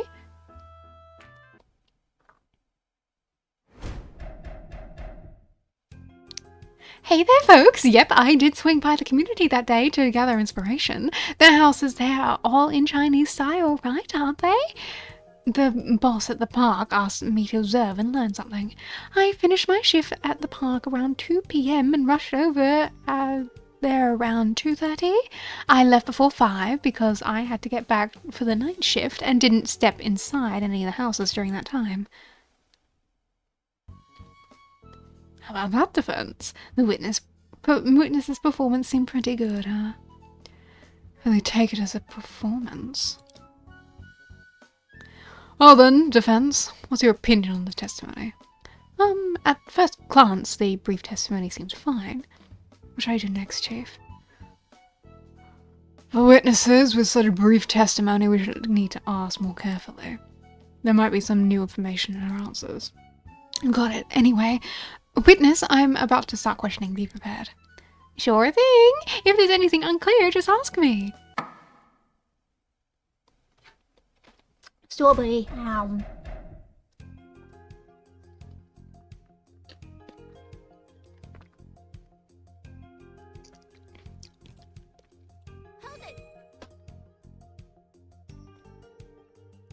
You rushed over right after your shift, so you were working overtime.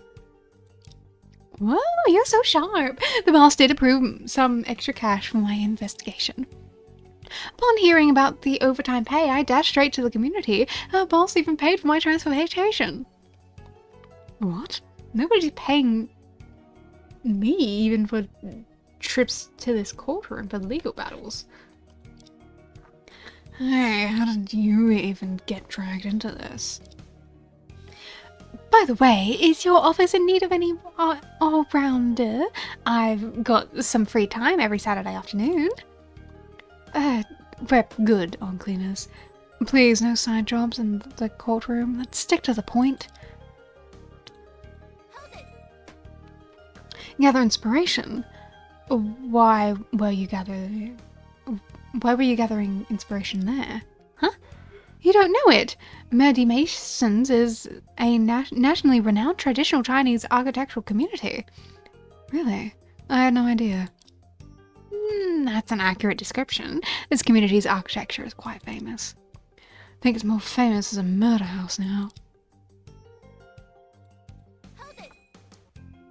When you say the park, you mean the Great Tang Art Park, right? Yes! Come one, come all. Tickets to the Great Tang Art Park are now on sale. $30 for access to all attractions. That's actually really good. No tricks, no lies. $30, what a surprise.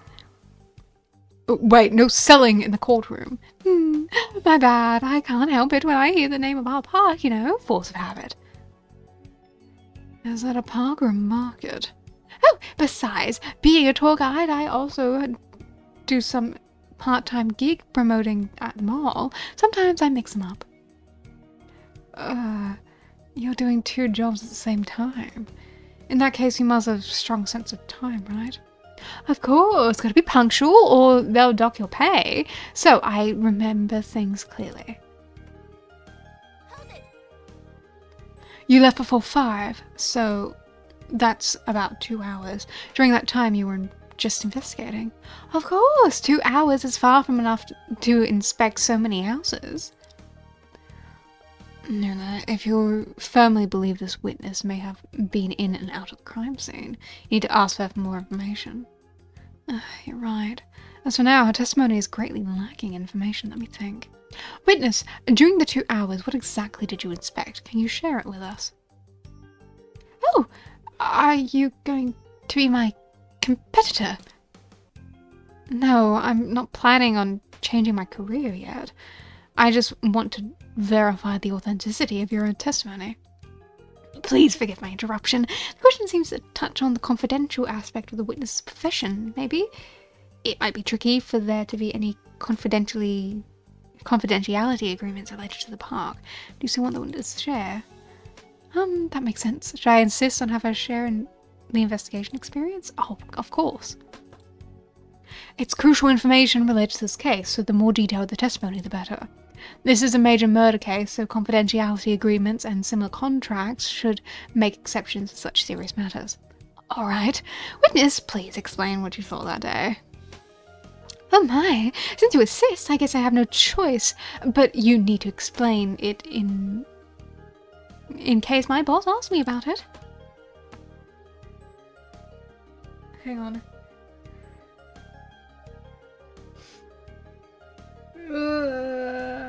I did that thing where I needed to sneeze and it didn't come. Okay, defense, I'll leave that to you. You are so good at passing the buck. Zone B was amazing. There was so many ancient mansions. I've been exploring for over 2 hours and still haven't seen everything.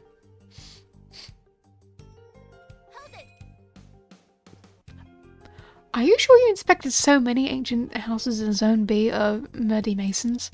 Huh? Of course! Not only are there so many of them, but their styles are also quite diverse. With so many houses in such a large area, it was so overwhelming that I couldn't count them all at once. So you spent 2 hours on them, right? Yes, any problem? Is her explanation consistent with evidence I have? Nope. Oh what would it be?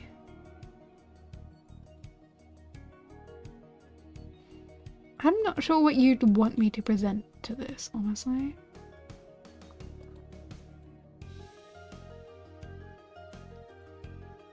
Because I'm used to like having testimony as a thing.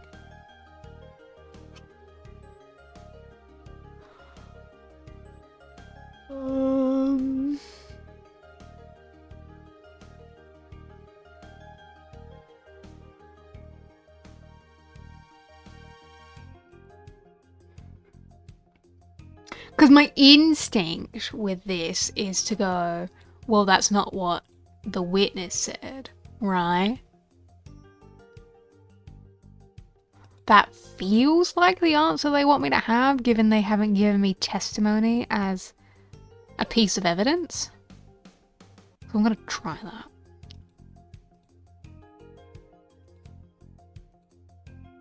Objection. Yeah, no, that didn't count.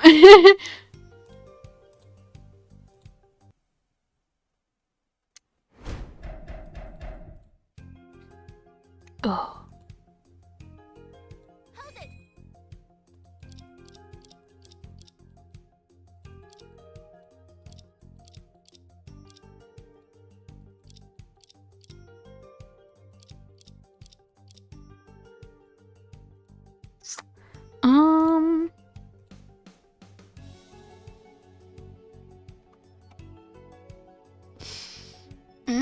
What else?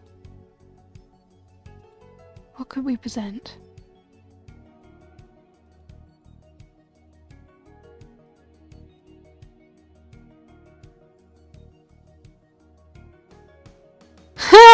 Look at this bad editing. Oh my god, I love that it's poorly edited. Look at that fucking 3D model. That doesn't fit in at all. That's great.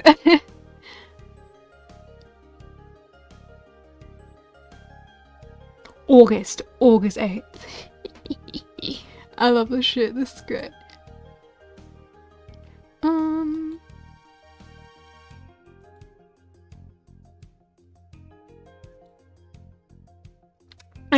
I know. This is why it's perfect that we're playing this today.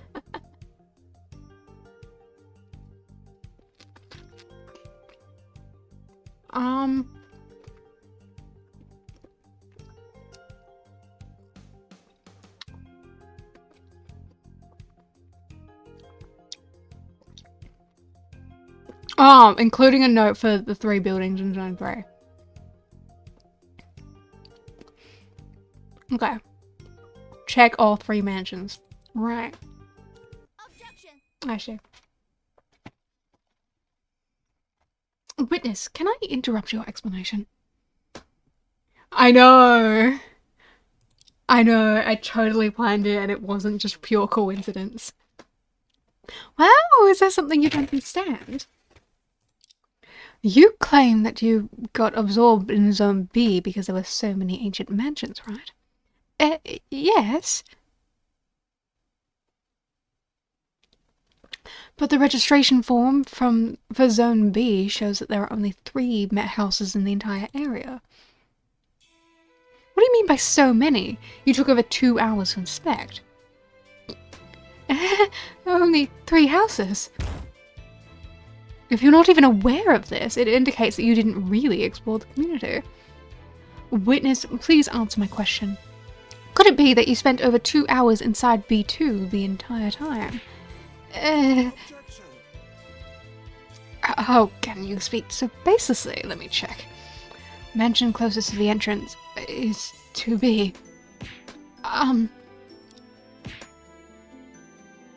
sorry, I did enter 2B.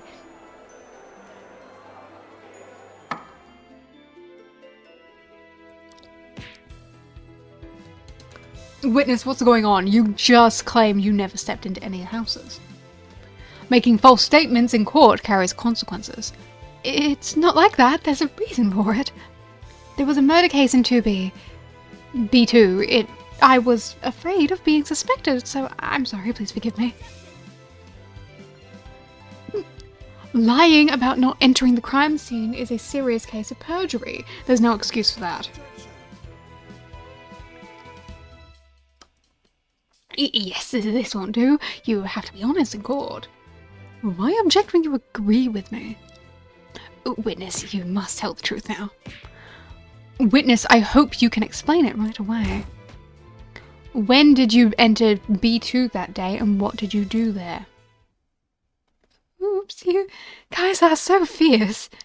In fact, I'm a big fan of Shivery Camel. Huh? You mean? Yes, wasn't he live streaming in B2 that day? I was watching it on my phone. Since I happened to be there for the inspection, it felt like fate. So I immediately went there to wait for him to meet him offline. How did you get in without a key? Well, I'm quite skilled with many things, so I picked the lock. It wasn't a big deal. What? Wasn't that illegal trespassing? I know what I did was wrong, but I really wanted to see Shivery Camel, and besides, no one was living there.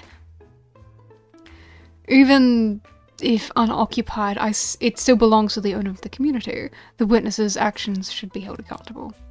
But let's focus on the current case for now. Witness, please continue. Alright, I understand my mistake. Anyway, after I went inside, I saw that he had already started live streaming and was fully focused.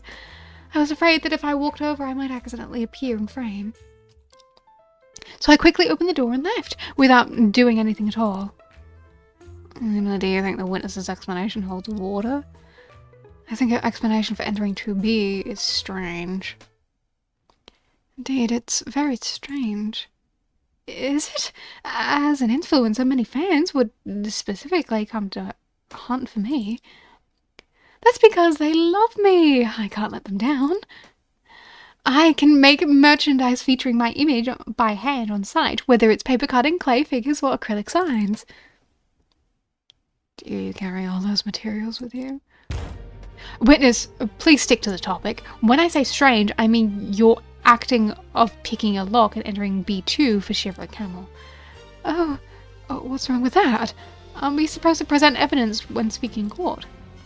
Evidence? As you wish. What? Evidence that proves he couldn't have picked the lock to enter B2 is the fucking lock itself. Witness, you said you picked the lock to enter B2 and reopened the door to leave when you saw the victim live streaming, right? Yes. Unfortunately, the witness's statement is a complete lie. Everyone, do you remember the piece of evidence? This is the faulty lock from the crime scene. Why do you still look confused even when the judge seems to understand? If you want to enter the house by the only entrance on the second floor, you must use the external stairs. The second floor door being the only entrance and exit at the crime scene and thoroughly investigated by the police. Officer Falcon provided us with a detailed explanation of the situation regarding the door lock. Lock on second floor is faulty. Once closed, it immediately locks itself and you have to use the key to enter or exit. Police examined the doors and windows at the scene and found no evidence of forced entry or tampering with locks. In other words, you couldn't have entered B2 by picking the lock, let alone opening the door and leaving on your own. Excellent questioning. However, there's an even more intriguing question here. This witness, after the first lie was exposed, immediately admitted to having entered B2 before. However, she immediately concocted another complete lie. What does this indicate? I think it's clear. Murderer. Indeed, Miss Ray is right. What does this lie from the witness indicate? I'm afraid the witness did enter the scene, and what she truly wants to conceal is the method of entry. There are no signs of forced entry, and there are only two keys, one with the victim and one with the defendant. So, could it be the victim himself opened the door for you with the key? I'm a bit confused. Defense, why would the victim personally open the door for the witness? Right, even if I want to claim that the witness is problematic, I need to figure out her relationship with the victim first. Why would the victim open the door for her? If you encounter a question you can't figure out, try thinking about it from a different angle. For example, what was the victim doing in B2 when he opened the door for Bamboo Deer? Should have been preparing for the ghost hunt live streaming. Could the reason why he opened the door for Bamboo Deer be... Defense, you seem to have got my answer. Then tell us, why did the victim personally open the door for the witness?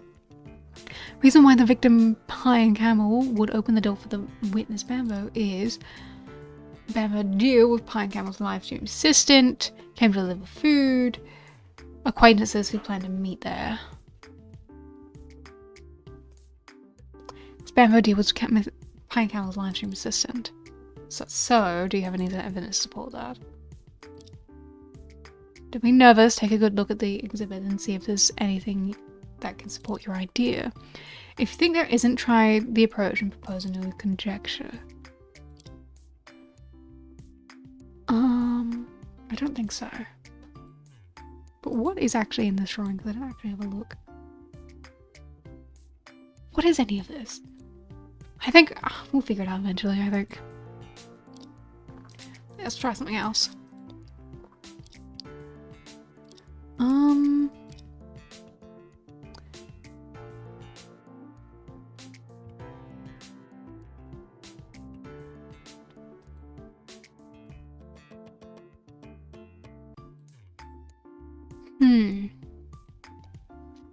4:30, Plum Swift took a selfie that looked something like this and sent it to the camera.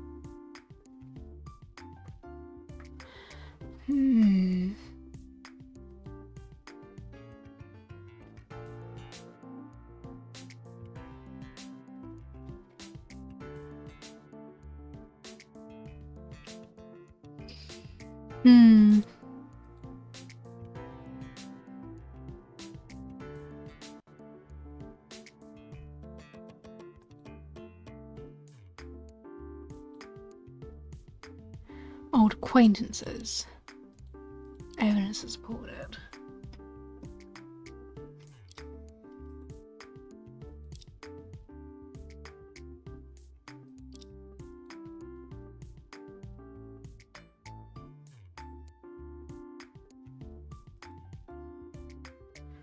Part-time tour guide in the Great Cheng Park Art Park. Summoned suddenly to testify during work hours. She hadn't had the chance to come with a change of outfit. Frail and timid young man said to be a live streamer. Discovered dead in a sinister manner within the murder house.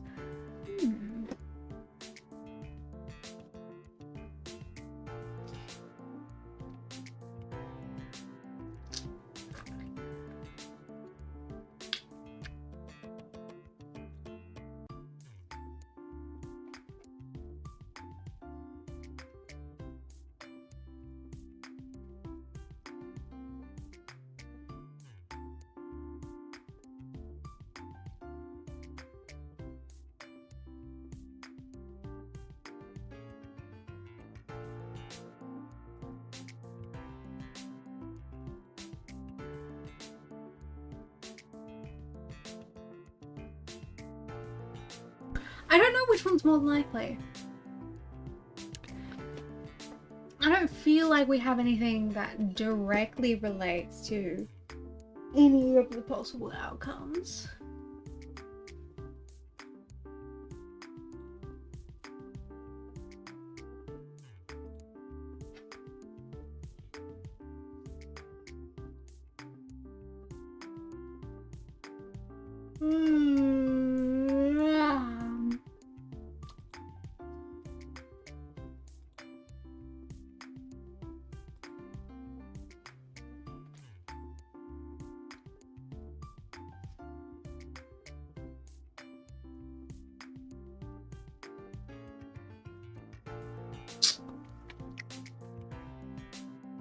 Like,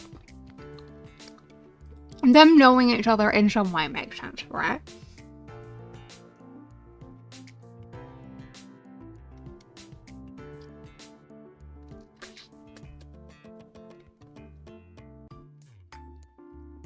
My thought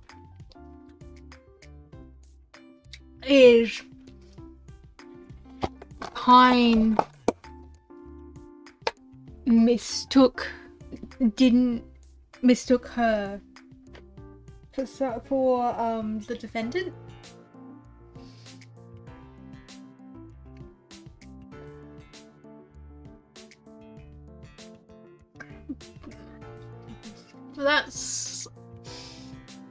That doesn't necessarily make it true. I mean, this game is being very generous to me anyway, so I could brute force my way.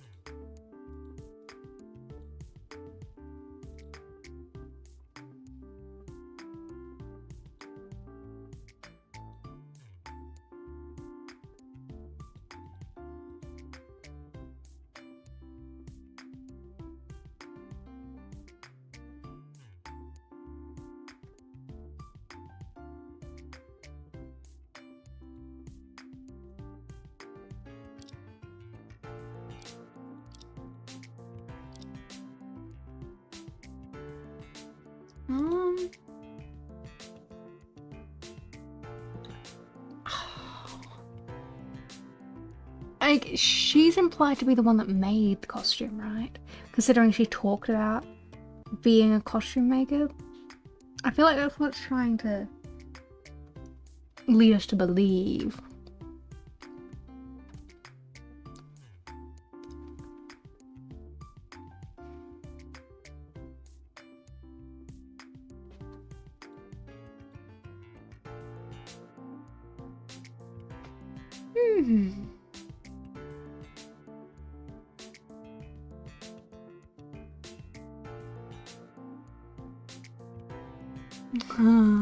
They all have animal last names.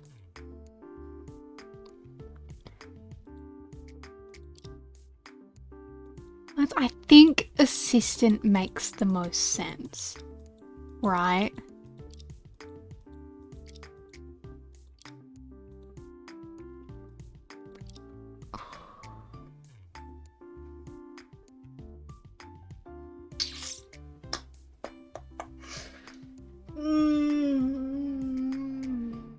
Why? What evidence would prove that?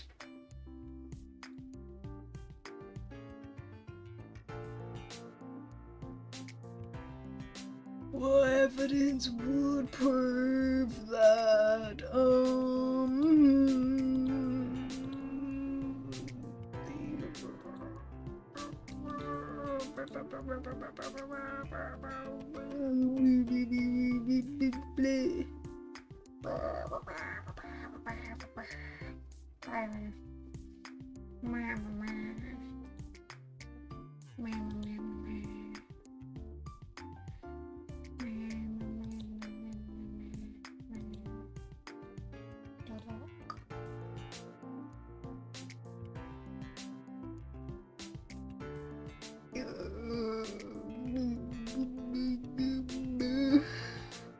Nothing makes sense.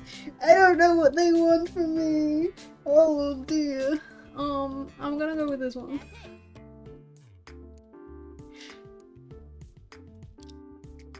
Yeah, totally. It totally proves that drawing. Totally proves everything that I'm trying to say.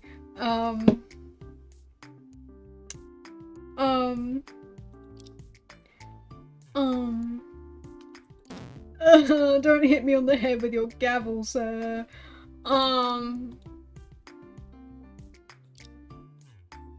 Do I? Ooh. Okay, let's think about this. It makes the most sense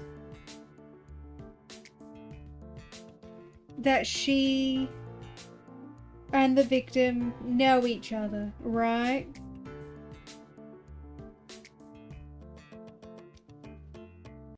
That's what makes the most sense. The question is, how do they know each other? That's the bid that we're getting stumped on. He was going to work with Plum.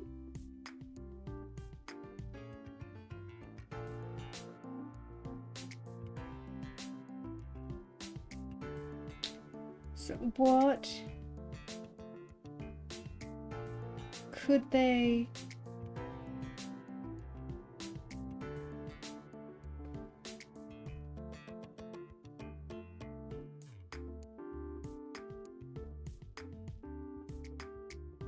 What could be their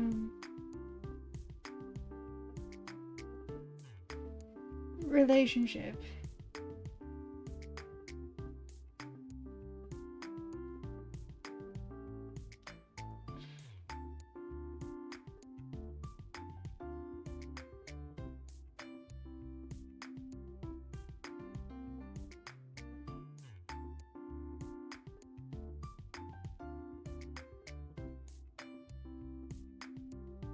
She's a costume maker. He makes various other things.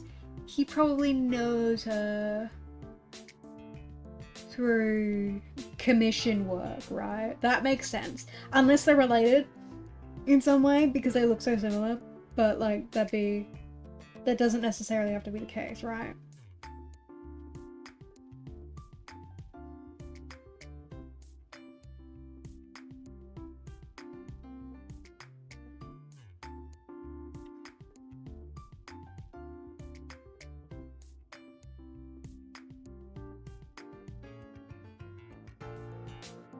So, what makes sense?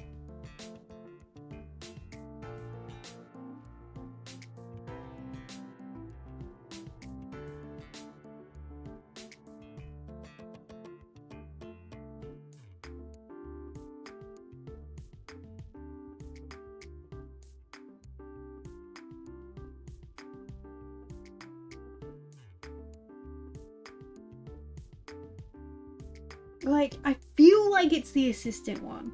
That one makes the most sense to me. Right, but...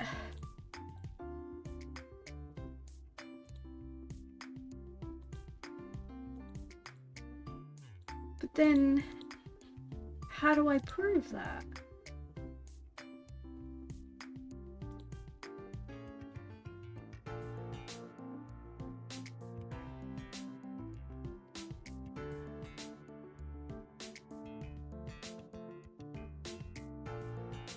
How do I prove?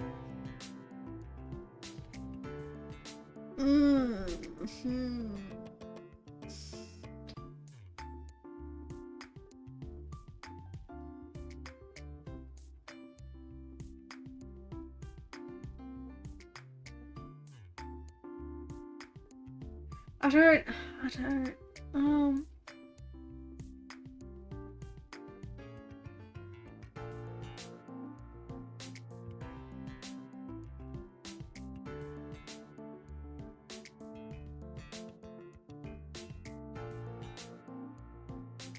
whoa.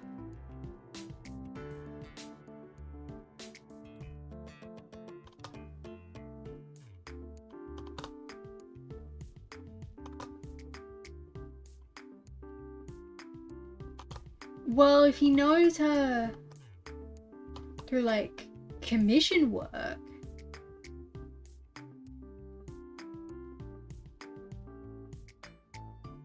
then she could have made this, right?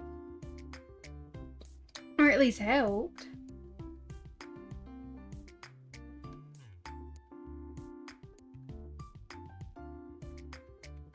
Because the only other thing we have is like stuff about Plum. And like this poster hasn't really come up.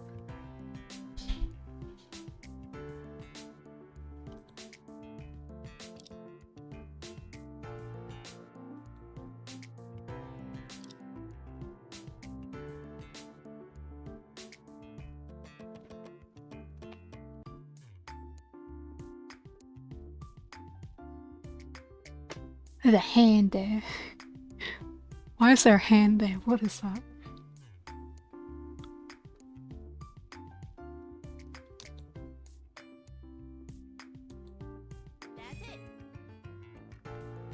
It's the promotional poster for the Shivery Camel in Spooky Shack that proves Bamboo Deer and was Pine Camel's livestream assistant. I'm not sure how, but please explain.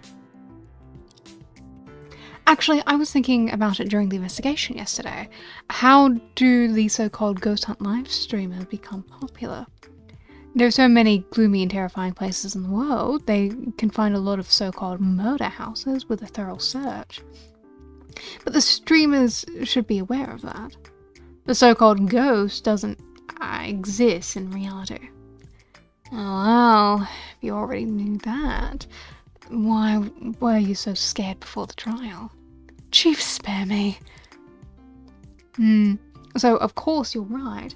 I don't believe in ghosts either. But what does it have to do with the ghost hunt live streamer?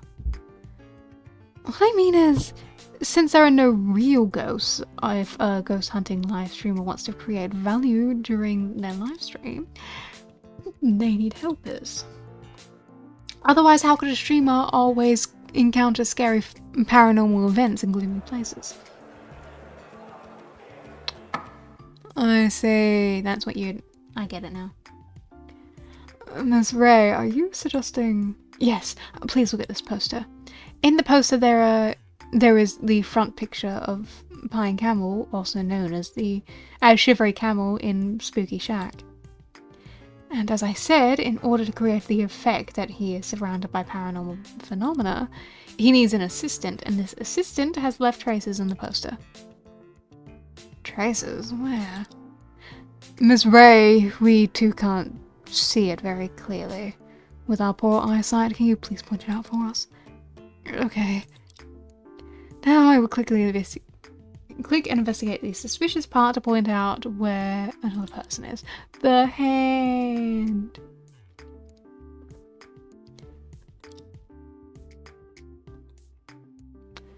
If we continue to discuss the investigation up to the poster will end. Am I ready? Yes.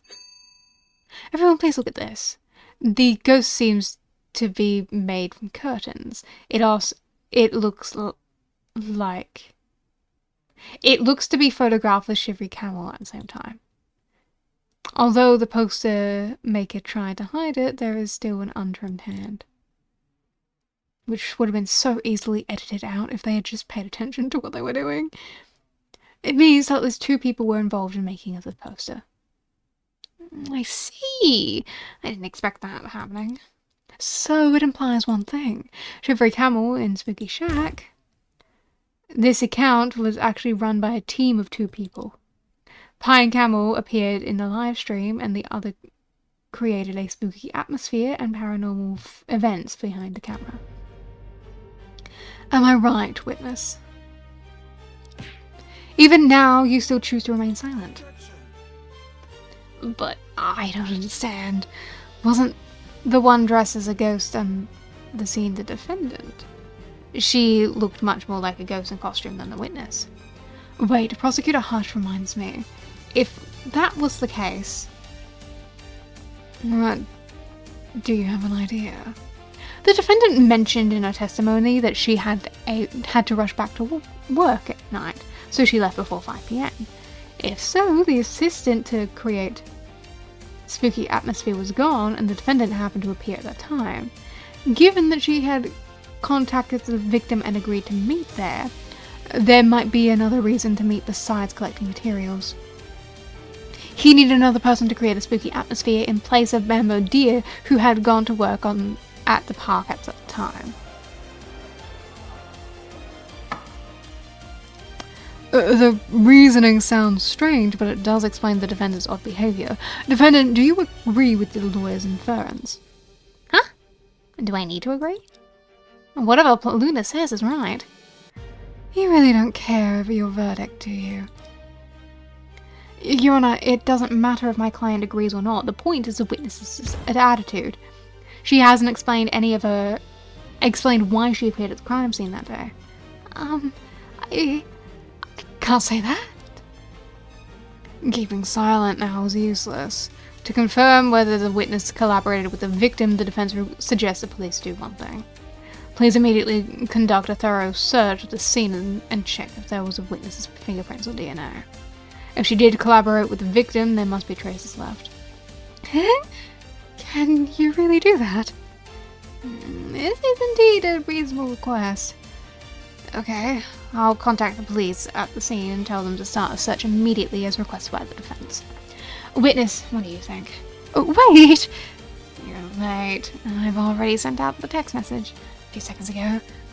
That's too fast. Well, fine. You guys really leave me no choice. Alright, fine. I admit it. You know what? That I'm short of money, so I work multiple jobs at the same time. Streaming with Shivery Camel and helping him create the atmosphere was also one of them. Because I'm good at handicrafts, I often helped him make some ghostly props. How many jobs are you doing at the same time? What are you, Miki? Yay! All of this time. All of this is for making money, really, please trust me. Since you were the victim's collaborator, you were quite familiar with each other, right? We were friends, I think.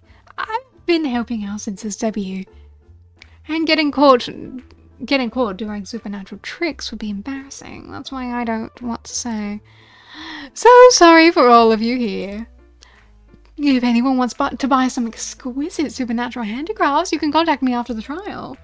Who would buy such things? The defendant's reason for concealing their action seems somewhat reasonable. Defense, what do you think? Did you mean... Yeah, I think you mean witness. We still believe the witness's role in the case is highly suspicious. If she is very close to the victim, there would be two problems. First, there might have been conflicts between them that were unknown to us, which could have generated a motive. More importantly, there's an unavoidable possibility now. Since you work closely with him in B2 and are very familiar with his appearance and actions, even with a big difference in appearance, you could still have impersonated him to continue the live stream after his death. No! I just spent a little time with him in B2 before 4:30, just a little time. I left shortly after that. Shivery Camel's livestream was paused for a while in the afternoon, right? That was when he used his key to open the door and sent me out. Because I hadn't inspected the building yet, I had to walk around a bit before leaving, or else I'd get scolded by my other boss. The victim's livestream started at 3 PM, and there was indeed a pause from 3:52 to 4:30. Jesus Christ! What did you leave fucking chat to do while you took that fucking half-hour break, huh? That's an hour of nothing. No one sticks around for that shit.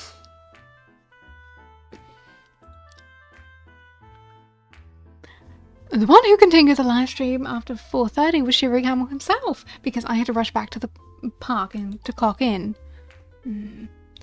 Do you have any evidence to prove that the person continued live streaming after 4:30 was the victim himself instead of you? Hey, I do! Huh? Really?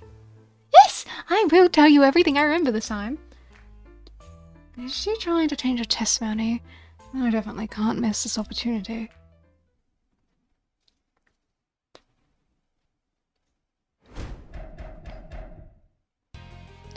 I was indeed working for Shivery Camel at the same time. I was one of the most loyal fans. I remember during the live stream he was holding his phone in his hand and writing in the other, and he accidentally tumbled. You can check the place where he tumbled. There must have been some traces, right? If I remember correctly, not long after Shivery Camel got up, a grilled octopus rushed in. If you insist that Shivery Camel in the live stream was me, then what about the traces on the floor? Can't be mine, right? Is this what you witnessed about the incident? Yes! I had left B2 at the time and watched the live stream on the phone outside. So what I saw is the same as what everyone else watched. Miss Lawyer, please stop projecting your unfounded fantasies onto me. I remember that video the witness mentioned. Have we already seen the crucial content in court? Yes, but we didn't pay attention to whether the streamer had tumbled. DNA testing is highly sophisticated technology. Is it? So it is unlikely to be falsified. What do you think of her testimony? She didn't accuse Plum of murder, nor admitted to impersonate the victim. Maybe she really has some tricks to getting through the test safe and sound. Sorry to interrupt. I sent a text message over to the police at the scene, right? The police have sent that investigation report to my hands. Huh? So fast? Police have found a small dot of blood on the spot where the streamer tumbled in the video. They immediately extracted DNA and conducted a preliminary comparison with the victims, and can we confirm that the blood was from the victim? How could that be? The blood and the traces of the tumbling are intertwined, which makes it very difficult to be falsified. I confirm that from 4:30 to 4:54, the streamer was indeed Pine Campbell himself.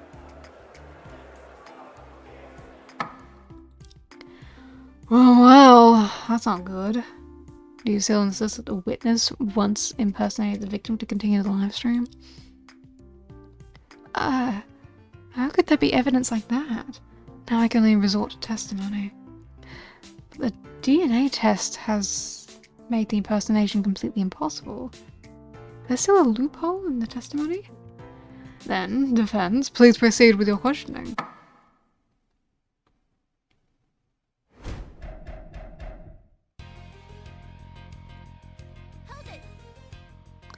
Let me confirm first, the grilled octopus you mentioned, was it this person in the video? Have you seen her up close? It was her! I watched the same video as you, but I had already left by then. How could I have a chance for a close observation? Shouldn't fall into my language trap. Anyway, at the time, just like you, I was merely a viewer of the Shivery Camel's livestream. I don't know for sure if that grilled octopus was the person in the defendant's seat. According to DNA test result from the scene, the blood did belong to the victim, Pine Camel. Is it possible that the blood was actually fabricated afterwards? Huh? Can blood be fabricated? The police not only extracted the blood, but also found slight scratches on the floor, whose traces all match perfectly with those of the spot where the victim tumbled. Time for hydration! Ugh, I can't believe you guys want me to live. Ugh. In other words, it's impossible to fabricate such a scene unless it's made by an extremely skilled forensic expert. Although I think the witness is problematic, she can't just happen to be a forensic expert, could she? Which I do. I seem to have entered a dead end. Ugh. I have been looking for loopholes very carefully, but why can't I find any contradictions? Don't panic. When questioning reaches a deadlock, not pushing forward is also a strategy. What do you think? If you feel like you can't make any progress in questioning, do you want to stop it first? Perhaps breaking out the mindset provided by the witness could lead us to a new way of thinking. I do. Should I continue to question Bambo Dia's testimony?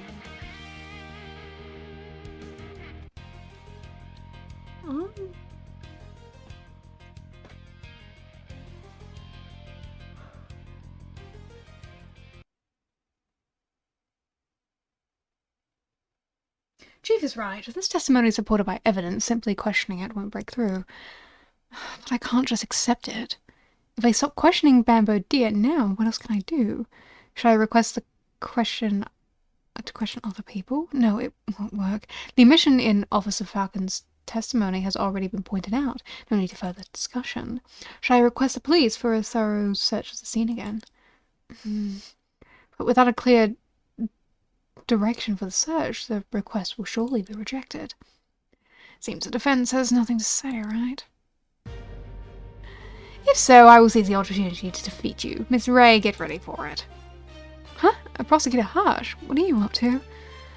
For some reason, Prosecutor Hush suddenly has the interest to debate, so let's call it the confrontation in court. Confrontation? Between me and him? I'm clearly at a disadvantage now. Does he really need to launch another attack? Oh well, despite his age, he's still acting like a young man at times like this. Court confrontations are a tradition passed down from previous generations. It is a verbal battle between lawyers and prosecutors. Listen carefully. Next, Prosecutor Hush will likely present several logical arguments to challenge you. But even the best laid plans can go awry. You must find the loopholes in his argument to refute. Though refuting doesn't require evidence to support, it's better to check the evidence you have before starting. If you choose an argument you can't refute, you'll immediately suffer a blow to your momentum. Besides, if you do nothing and simply let the other side speak, your momentum will also diminish.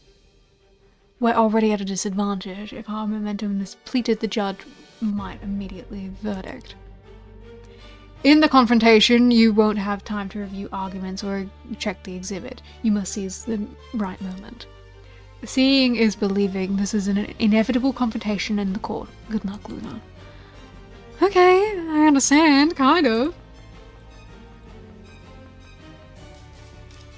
Though the idea of a one-on-one confrontation is a bit worrying, I think I can have a try. After all, my opponent is just an old man.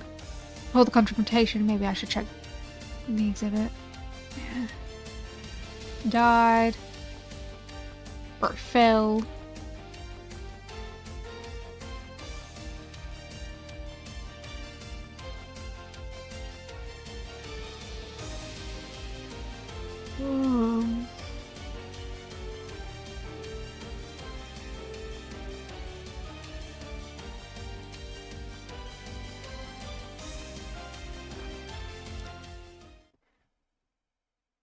Oh, wow. Very Danganronpa. During the confrontation, the prosecutor will present several arguments which will proceed automatically with the voice. Gotta pretend I understand what he says. Within these arguments, there will be words highlighted in red for your attention. If you find any errors, refute them by clicking the refute button. And if your refute is correct, the plot will continue. Check the top corner to see which arguments you are currently on. After all the arguments are presented, it will restart from the beginning. You have an additional momentum during the confrontation. If you refute a wrong argument or fail to refute, you will lose some momentum. HP will only be deducted from your momentum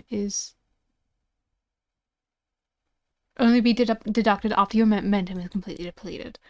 Okay, so it's a secondary bar that doesn't matter all that much unless it's completely empty. I see.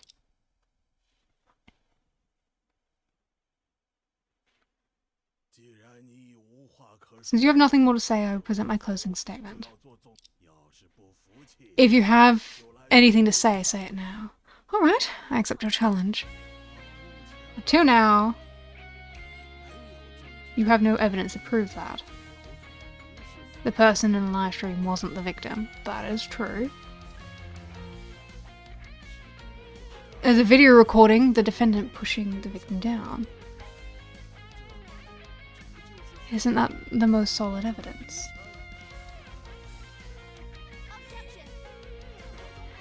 The moment captured in the video may not be the moment of the crime.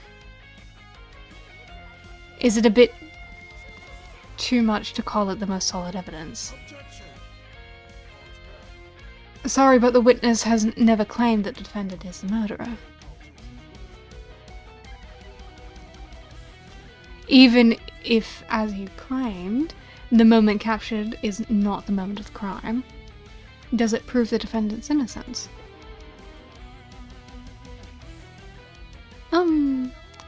Does it not? Even if it does, the defendant remains the most suspicious person, undoubtedly. That's true. Seems that merely questioning the credibility of the video won't completely rid the defendant of suspicion.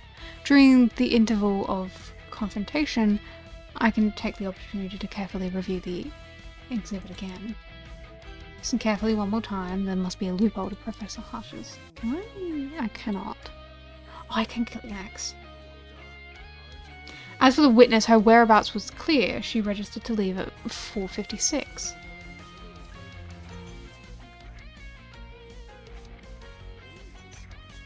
So she could have had no time to commit the murder, right? The witness only proved her departure time, but we don't know what she did during the other period. In this situation, it's impossible to prove that she didn't have the opportunity to commit the crime.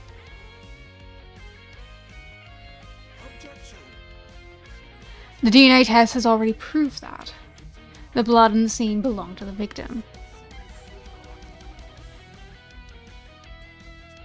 Doesn't it indicate that Miss Deer is not involved in the case? When we requested the police to investigate the scene, our original purpose was to confirm whether Bamboo Deer left any traces.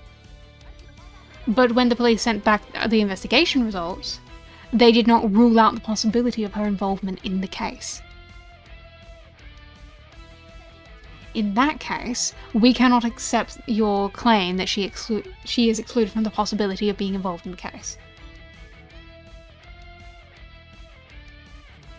It sounds a bit unreasonable. Refuted Prosecutor Harsh, and I feel my momentum is back. No, wait. I know, young lady, your argument still doesn't make sense. I didn't expect a second round. If I need to check the exhibit, I'd better do it now. No matter what the witness did, the video is at 4:54 p.m. The DNA test proved that the victim was still alive at the time. Are you suggesting that the witness could finish killing, tampering with the body, and escaping within 2 minutes? If so, I'd rather doubt there are problems in the police's DNA test, which seems more likely.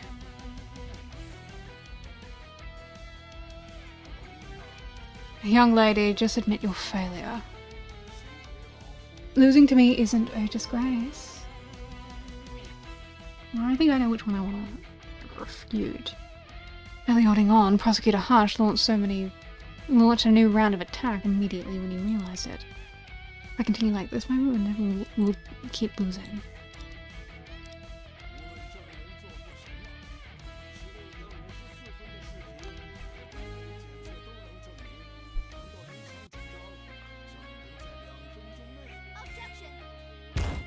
That's right, a full 2 minutes 120 seconds. An Olympic champion could run nearly 500-meter races. The victim died of falling. It only takes 2 seconds to push someone off. And a 100-meter dash to escape takes about just 10 seconds. The witness had a full 108 seconds to hide the body and frame. Did I mishear? Why are you starting mumbling nonsense at such a young age? According to your calculation, it would take 2 seconds for the victim to escape from the murderer. But why did he die? I withdraw my previous statement. Please continue.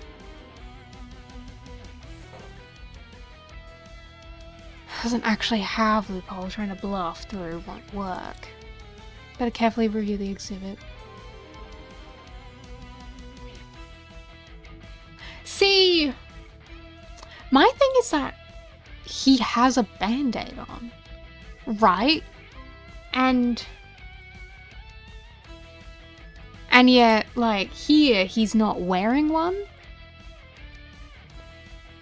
So, when did he put it on?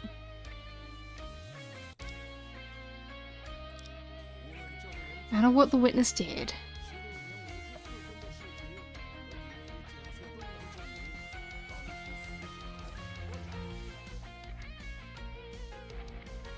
The victim was still alive at the time.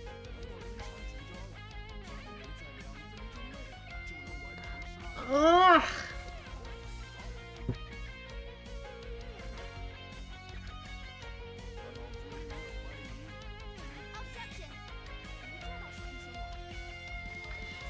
You just remind me of something.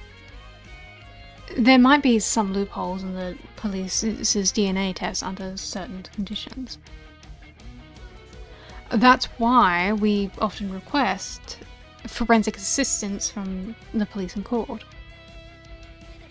Because during the trial, we might discover a whole new direction in the case at any time. So, are you suggesting there's something wrong with the police's test result? Accusing the police of falsifying results is a serious charge. So you need solid evidence to back it up.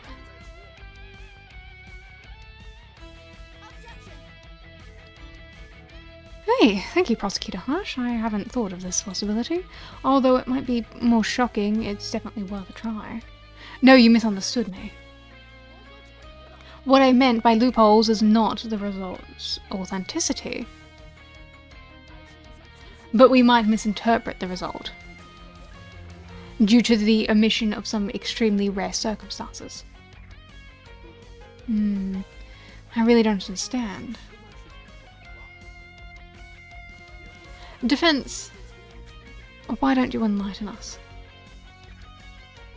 What exactly could be the loophole in the police's DNA test result? The fact that the police's loophole is that took the wrong DNA sample, they compared DNA sample with the wrong person, a rare case of DNA matches.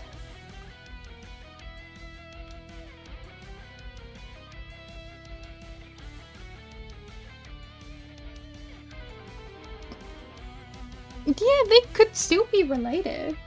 I mean, if they turned out to be twins.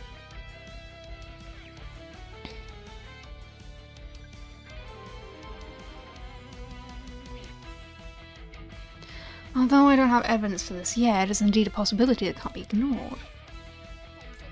In some specific cases, two people can have completely identical DNA. What? Is that really possible? Well, looks like I didn't defeat you at a stroke.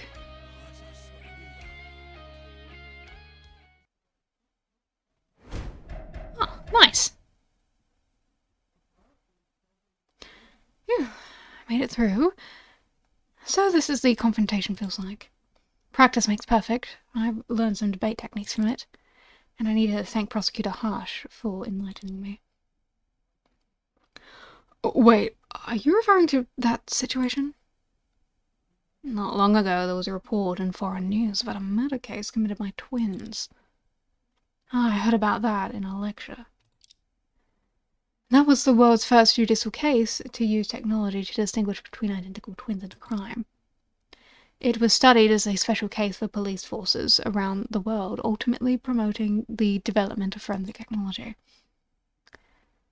So, were the judiciary of our country, as a judge, I've attended related lectures. But if you're using it as an example, does it mean... Yes, if the witness and the victim were actually identical twins, their DNA would be identical as well. Wait, although I don't understand technical things as well as young people, but these identical twins you mentioned, can they really have different sexes? Can't they?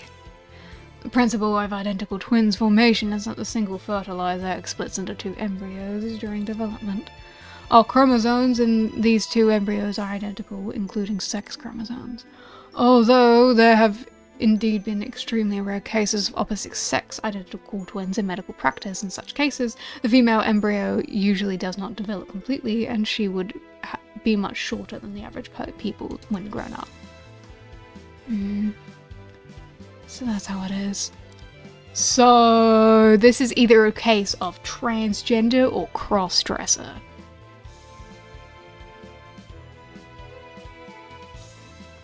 But the witness's figure looks quite normal, even a bit taller than average girls.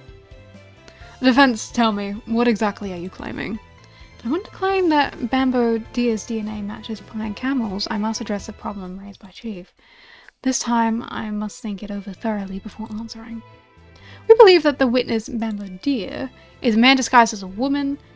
He is Pine Camel's twin, disguised as her actual figure. She was Pine Camel's twin sister, is an unrelated person with coincidental matching DNA. After careful consideration, our side came to the conclusion, which may seem absurd, it is possible that the witness, Bambo Deer, is actually a man dressed as a woman. Huh? Huh? What? A man? Psh, transgender exists? Don't be so harsh to judge. Miss Ray, are you serious about what you said? Yes, I know it sounds absurd, but it is the only reasonable possibility. You know, transgender people exist, sir. This case has too many inconsistencies. In the first half of the trial, we have proven that the crime scene was tampered with. The traces of the victim's body does not indicate that he experienced a secondary fall after death. Moreover, there happens to be a blind spot in the video of the victim's fall, which makes it more difficult to discern the truth. If the victim had already died at an earlier time, and later it was the witness who disguised as him to stream, everything would be explained. This doesn't make some sense. But it was the witness who disguised as the streamer and fell during the live stream, and yet the scene has the victim's DNA. The only explanation I can think of is that the witness happens to be the victim's identical twin brother. Witness, what's your response? Well, Your Honor, I know it's impossible to detect a person's DNA in the courtroom, but verifying the gender is very easy. Witness, would you mind if a forensic expert confirms your gender now? We can leave the remaining issues later. Oh, what a beautiful voice you have!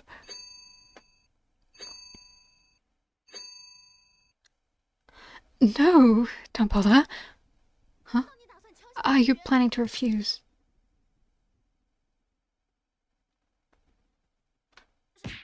What?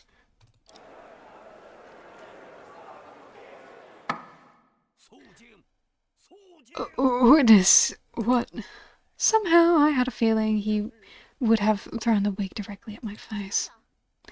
Your Honor, and everyone, please look at the witness. He reveals a male appearance, which, though pale, is identical to the victim, Pine Camel. Indeed. Witness, explain it, please. I admit it. After removing the makeup, his personality seems to have completely changed. I was the twin brother of the victim, Pine Camel. We were survivors of an explosion accident many years ago. We grew up together in an orphanage. When we were young, was adopted by the Deers. That's why our family names are different. Although we didn't live together, we still kept in touch. That's all. But witness, why did you conceal this information? Are you trying to deceive the court and hide your suspicion of murder? No, I didn't kill anyone. Before coming to court, I truthfully provided my personal information. Given my physical condition, I can't get the job at the park. I have no choice if I want to earn money. I've explained it to Mr. Prosecutor and he agreed. Huh? Prosecutor Hush, so you knew the witness's identity all along? Oh? I just found the witness's file. It seems like there was indeed something to it. Why didn't you say it earlier? I forgot. I'm new here and there are too many files. I haven't finished reading them all yet. I'm really sorry. That's enough. Anyway, now that the witness's real identity has been revealed, our argument would be highly feasible. Witness, did you ever impersonate the victim to conduct a live stream at the scene? No, I didn't. I didn't impersonate my brother. You might fool a confused old man like me, but it's far from enough to convince a lawyer you were facing. I understand. Please allow me to testify again and reveal the truth of that day. Very well, the court will give you one last chance. Please make sure not to conceal anything this time. Okay.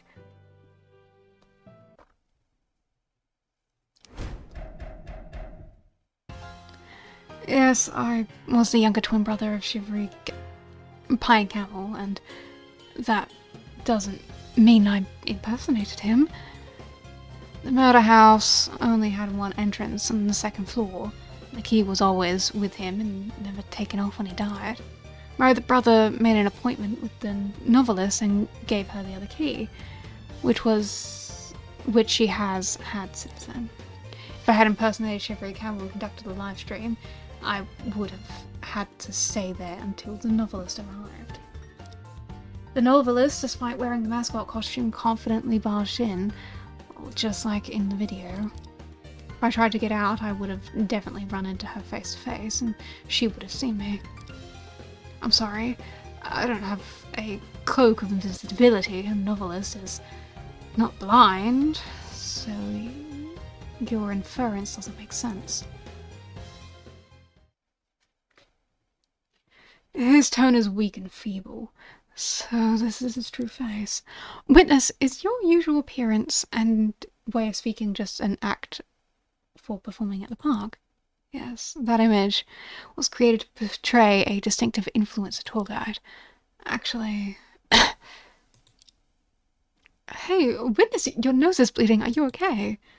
No worries. In fact, I have a weak and sickly constitution.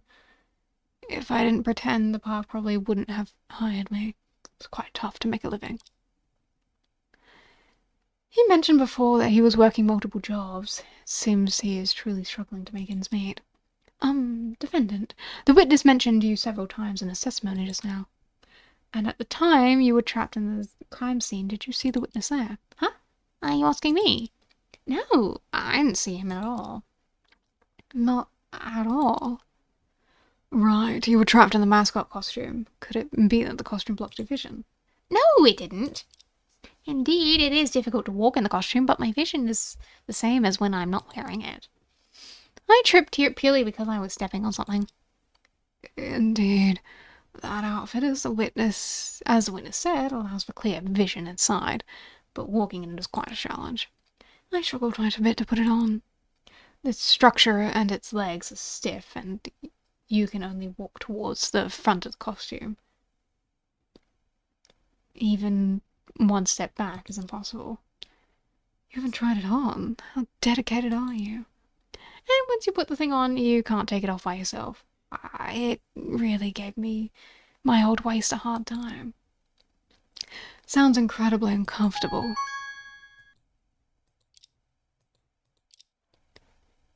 Luna, this is likely the last testimony of today's trial. Are you prepared? I see. I will definitely expose the final flaw in the witness's testimony in clear Plum's name.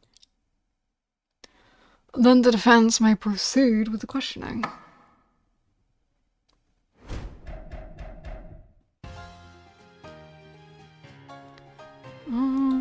See.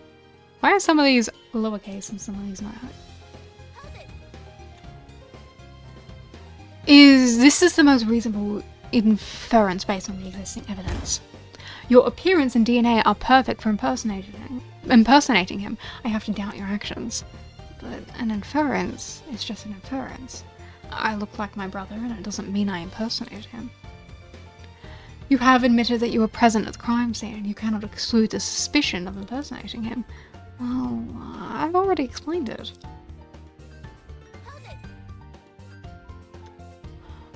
Why are you familiar with the murder house? Well, I was my brother's assistant. It's normal I knew things he knew. But on the day of the incident, it was both my first time and my brother's first time there. He arrived early and told me we could only enter from the second door. If I was really familiar with it, he wouldn't have... He looks so sad, but that doesn't seem like an act. Wait, what if this weak and feeble appearance is an act? How do you know that the victim sent the key to the defendant? Well, of course. My brother told me himself. After he wrapped the key, I helped him send it. If the key was wrapped, it would be difficult to retain fingerprints. Another dead end.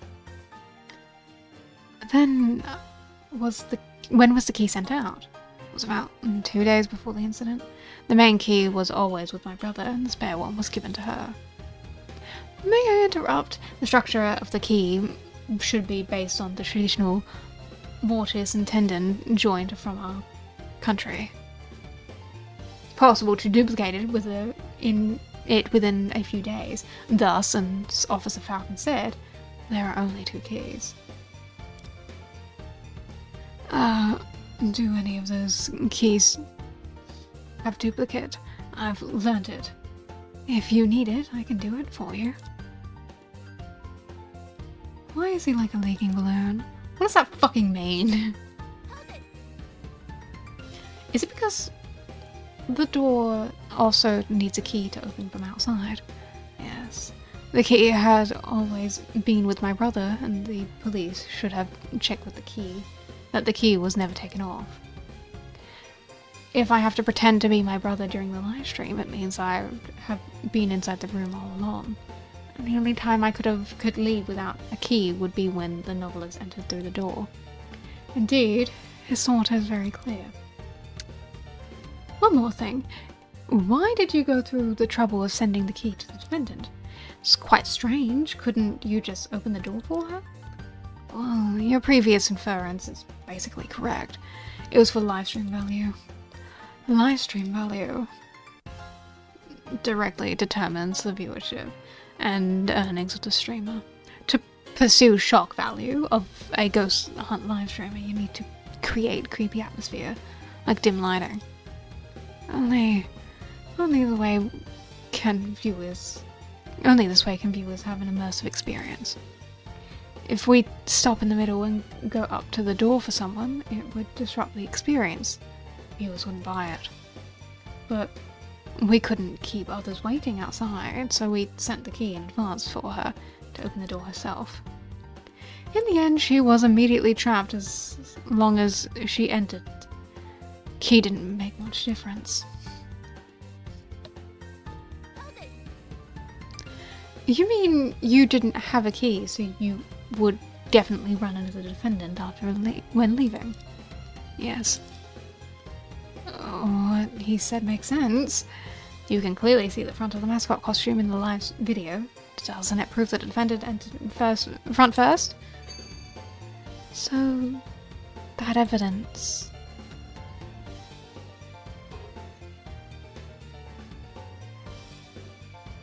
Mesh structure in the head wouldn't obstruct the vision. Can't be taken off on one's own. The insider can only move forward.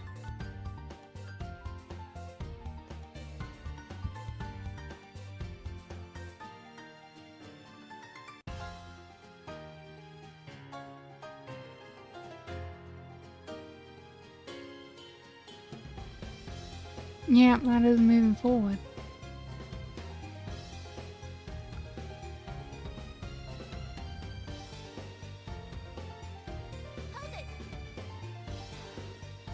Would she notice you even if she was trapped in the mascot costume?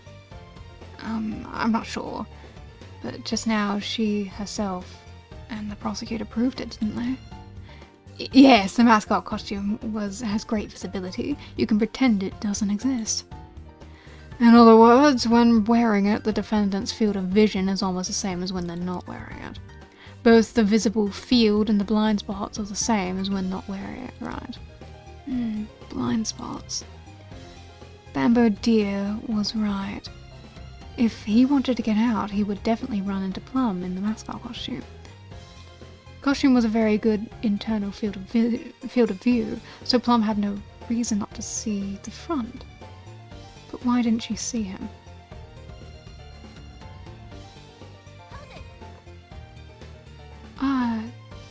She is not blind, but she wears glasses. Maybe her vision is very poor?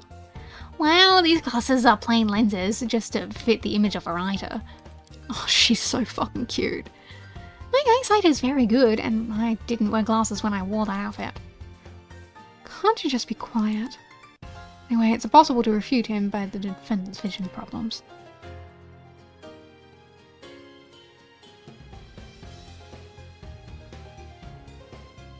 The novelist in that ridiculous mascot suit just strutted right in, full fury chested out, exactly like we saw in the video.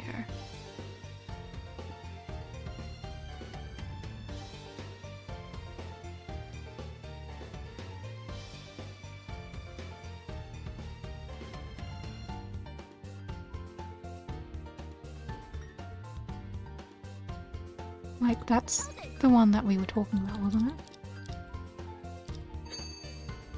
So that evidence. What is that? Which one?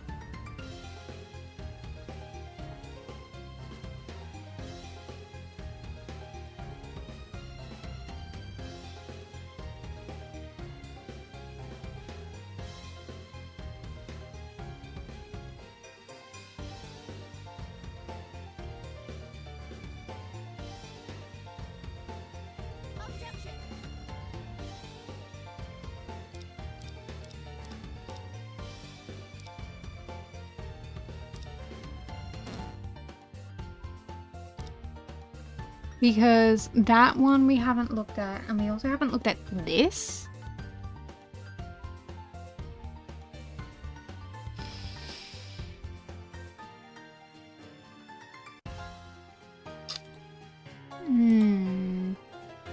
I mean, I'm happy to brute force my way through it a little bit.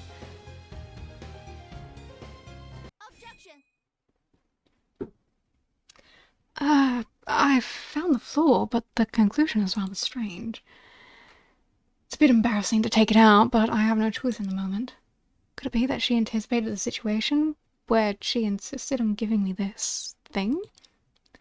Defense, why did you object but not speak? Everyone, please look at this item. What is this? Defense, why are you also staring at the mess around the starting to mess around in the courtroom? So you were messing around before. I'm not messing around. The witness said if he was hiding in the room, the defendant would definitely be able to see him upon entering. After all, wearing the costume wouldn't have obstructed the front view. But this is only true under normal circumstances. What do you mean by that? Please look at this drawing. This abstract drawing is a selfie of the defendant, Plum Swift. Since her phone has been confiscated by the police, we can only use this drawing as an illustration. The selfie was taken when she arrived at the community entrance and was sent to Shivery Camel online.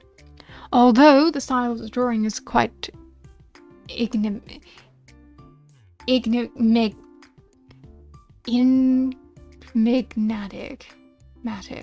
I know that word. I can't say it, but it contains an important piece of information. An important piece of information? I don't see it. Defense, why don't you point out where the important information is? I understand. Let me point it out. Oh, the fact that there's a second person in the image. Important information is right here.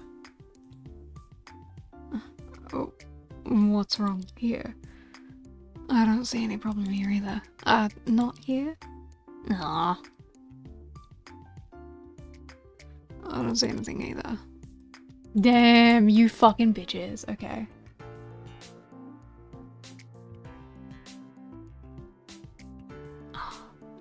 Oh, they tell me where I can click. Okay. Before addressing the issue, I'd like to ask everyone a question. When taking a selfie, naturally, you would point the camera towards your own face, right? Indeed. Occasionally I take selfies too.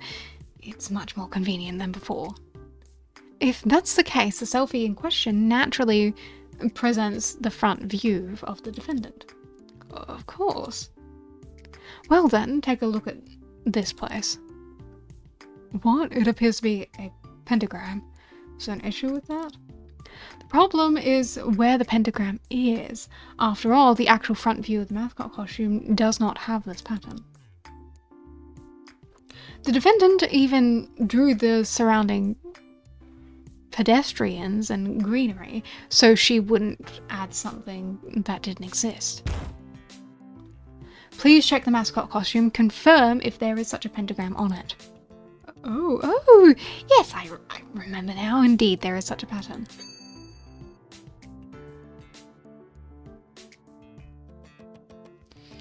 I even noted it down. Look, it's on the back of the costume.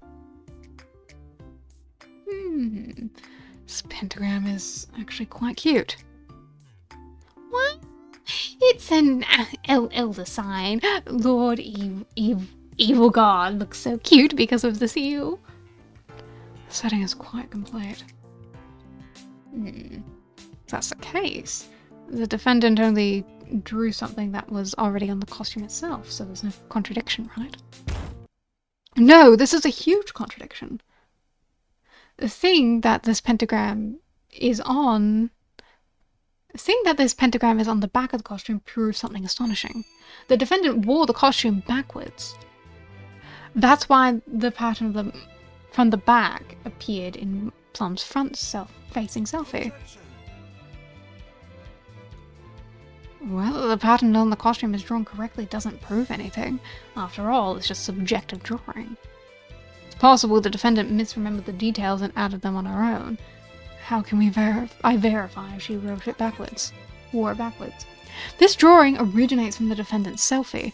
It can be verified as long as the police take out the phone of Plum Swift. Oh, I texted the police and they said they found it. There's a photo Plum Swift sent to Shivery Camel and Spooky Shag. How do you manage to do everything so quickly?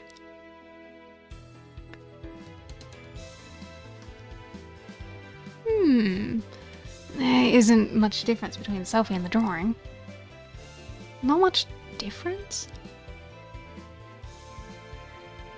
The user who sent this picture via private message is named Withered Plum. The real name verification shows it's the defendant. Couldn't you choose a better name for yourself? And there's a sentence to accompanies a photo. Cthulhu draws is coming to devour everyone. Ho ho. Isn't it kind of a crime warning?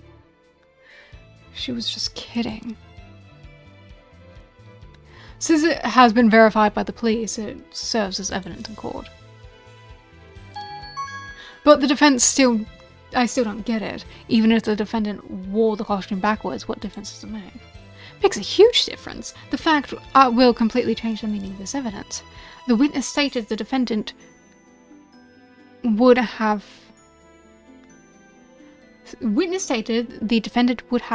definitely seen him inside the room. But if Plum Swift wore the costume backwards, the significance of this evidence will completely change.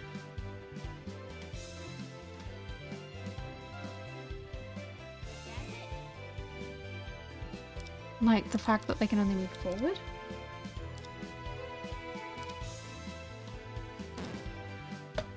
Okay.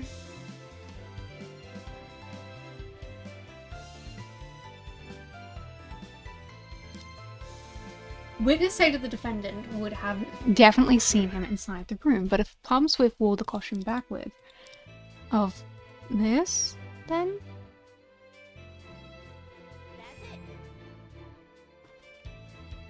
Please watch the video. It clearly captures the defendant wearing the mascot costume.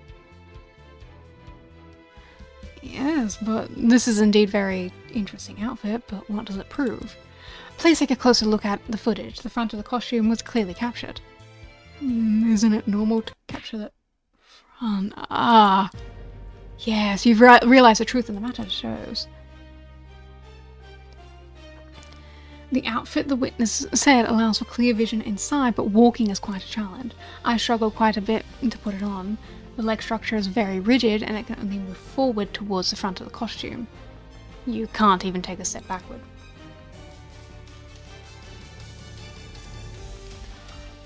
Once we put on the costume correctly, we can only move towards the direction the costume is facing. Now imagine what would happen if the costume was worn backwards. The defendant could only move backward. Exactly. Only in that way could the defendant move more normally. Prosecutor Hush has personally tried it on. Once the costume is put on, it cannot be taken off by oneself. Even if the defendant realized she wore it backwards, she wouldn't have been able to switch it back before meeting the victim. And unlike insects, humans have only two eyes facing forward. Please look at this image. Once the defendant entered the crime scene in a normal state, her field of view would have been like this. So in that case, her vision would have always been directed forward. Anyone inside the house who tried to leave would undoubtedly be noticed by her. However, if the defendant was in the state I just mentioned, only able to move backwards, then after opening the door, she had to turn her body to enter in this state. Oh, so that means... That's right. From the moment the defendant entered the door, the front of the costume was an absolute blind spot. And on a platform with a void below, it's only natural for people to turn their vision downwards to confirm the height. At this moment, the person hiding inside the house could easily evade her field of vision and leave. Let's recall the statement of the witness since he entered the court. After swaying on the base for a few years, I've become light on my feet. Now I can walk without making any sound. His footsteps are light, nearly silent while walking, and he is knowledgeable about various costumes. Both factors prove that the witness was able to leave the scene in a way he mentioned before under the defendant's nose. Witness, what do you think about the murder method being raised by the defense? It sounds too absurd. What can I say? If I could really do it, I would have had to hide in advance and wait for the only chance to get out. The defendant's behavior was so peculiar. How could I possibly know in advance she would wear her costume backwards? Under normal circumstances, it's indeed impossible to predict the defendant's outrageous behavior. But, as I said earlier, the defendant had sent a picture to Shivery Camel in advance. Given the fact that the defendant did enter the room backward in the video, the argument of our side is now completely valid. Witness, how do you explain this? Hold on a sec, please. Miss Lawyer, you made a mistake, didn't you? You just said the defendant sent the selfie to whom? Why ask? Of course it's Shivery Yes, everyone knows the Shivery Camel and Spooky Shack was my brother. Livestream platform accounts require real name verification, allowing the police to identify him as the account owner. Even if I got his phone, as you said, and pretended to be him, I still wouldn't be able to see the private messages. You say that, but it's not that hard to fucking log into someone else's account, mate. Please allow me to add something. This live stream platform was very strict privacy settings. To access the private messages, you need to enter the login password again. Isn't that very inconvenient? I was just behind the scenes helper, playing the role of ghost. How could I possibly have his password? But you were his brother. Maybe he told you the password before. If you claim to know Shivery Camel's login password, then prove it. I know, Miss Lawyer. You have your belief. I also have mine. Without evidence, I will not acknowledge anything you say. Huh? How can I possibly find evidence to prove whether someone knows something or not?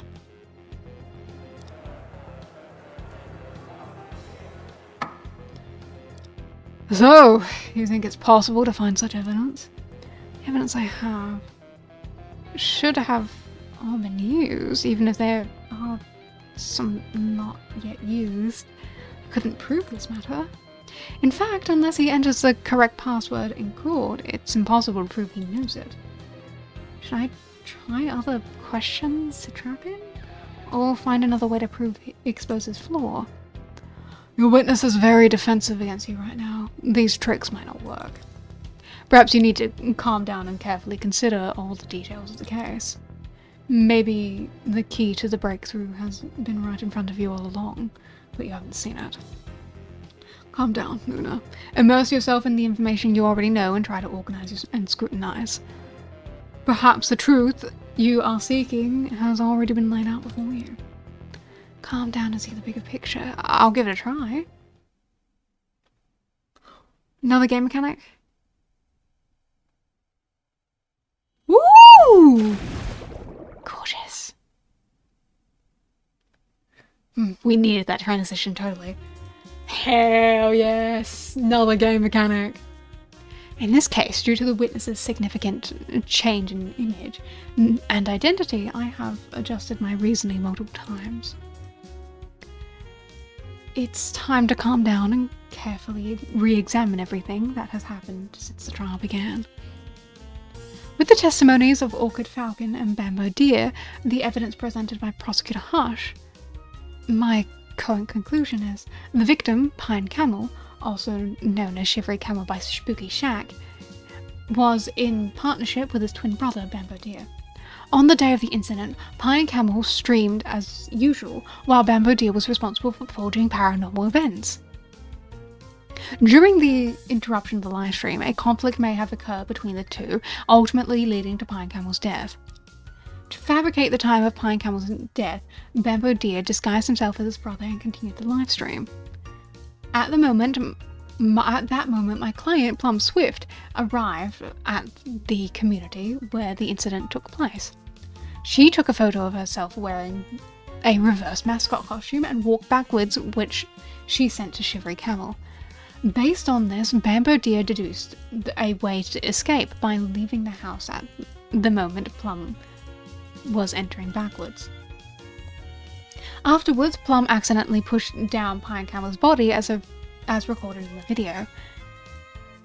Every step of my reasoning should be valid, but now I'm stuck at proving that Bamboo Deer could access the private messages of Shivery Camel. Proving that someone knows something is extremely difficult, so my reasoning has reached a dead end. Think it over. Have I really covered every aspect of the case so far? Throughout the entire incident, is there any detail I have consistently overlooked? The reason the crime scene became a murder house, the reason Plum Swift tripped, a motive to kill the killer.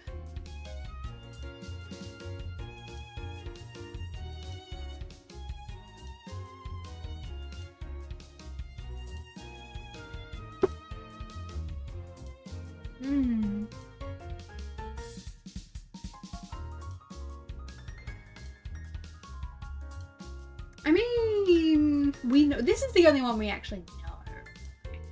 Motive we can't really know yet.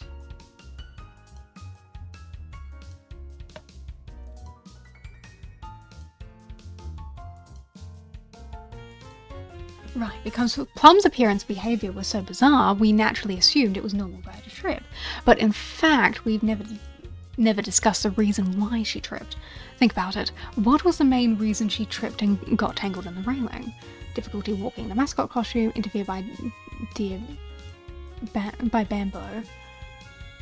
Was she stepped on something?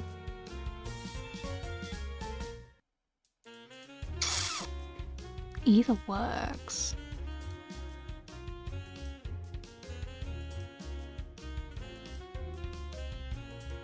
No, Bamboo's main aim was to leave the scene without her seeing her. After all, once Plum discovered him, there would be an inevitable connection between him and Pine Camel's body in the house. She stepped on something? Looking back carefully, I remember Plum mentioning that she tripped because she stepped on something.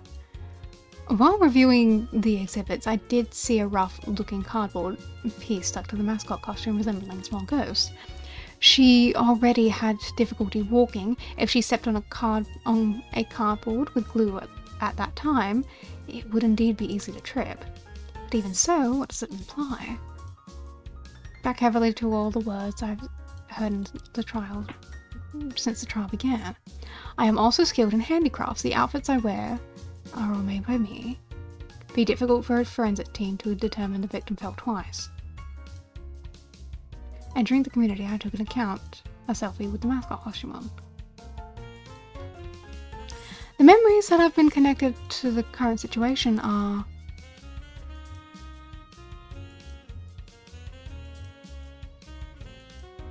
skilled in handicrafts, exquisite, no waste of materials. Before entering the community, I took a selfie.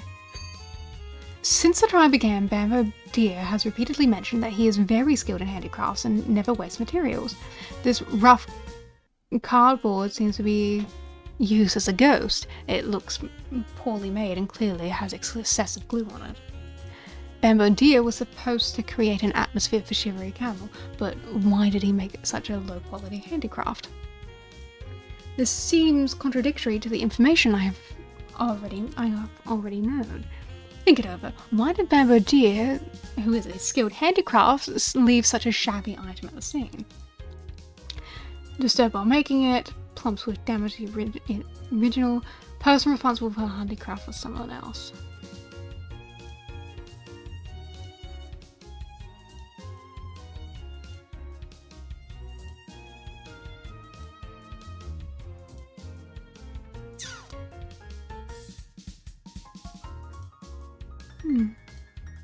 Disturbed while making it? Such an item must have been made last minute. Could the victim who was live streaming the whole time really have disturbed him? Bamboo Deer was always off camera, so with his skill in handicrafts, he would hardly be affected. Think it over. Are there any other reasonable possibilities? Someone else made it? Wait a minute. If he was not responsible for the handicrafts, then who was? Small ghost, both in terms of art style and insufficiently dry glue, couldn't have been made by Plum.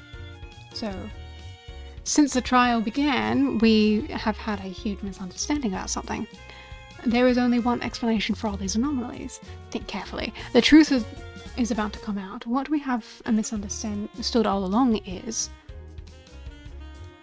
there is a question on the top of the screen that needs to be answered.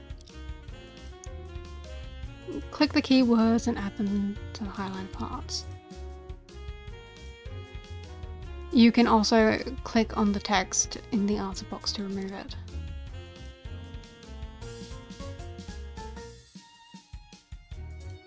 Combine the highlighted text to form the answer and move the story forward. Okay. Pine Camel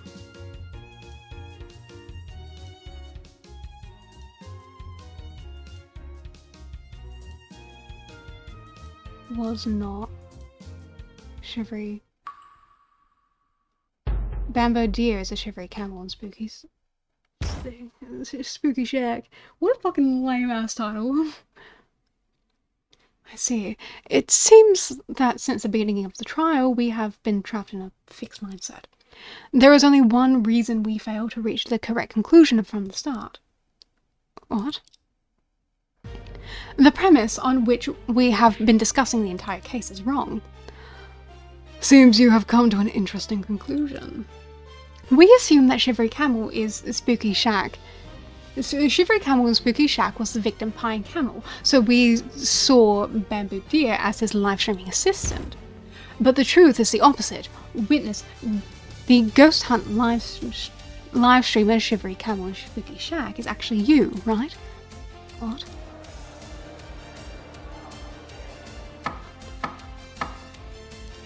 Miss Ray, what trick are you playing? Why have you come to such a conclusion.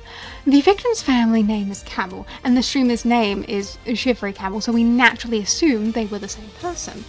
But upon consideration, the witness and the victim are twin brothers, and the witness's surname was changed after adoption. If Bamboo Deer is the streamer, it also makes sense, doesn't it? Due to the earlier misunderstanding, I believed the witness was pretending to be Shivery Camel on camera. But in reality, the witness didn't need to pretend because he is Shivery Camel himself. The one who pretended to be ghosts is the victim, Pine Camel. Since the victim wasn't Shivery Camel at all, there was no need for anyone to disguise as him.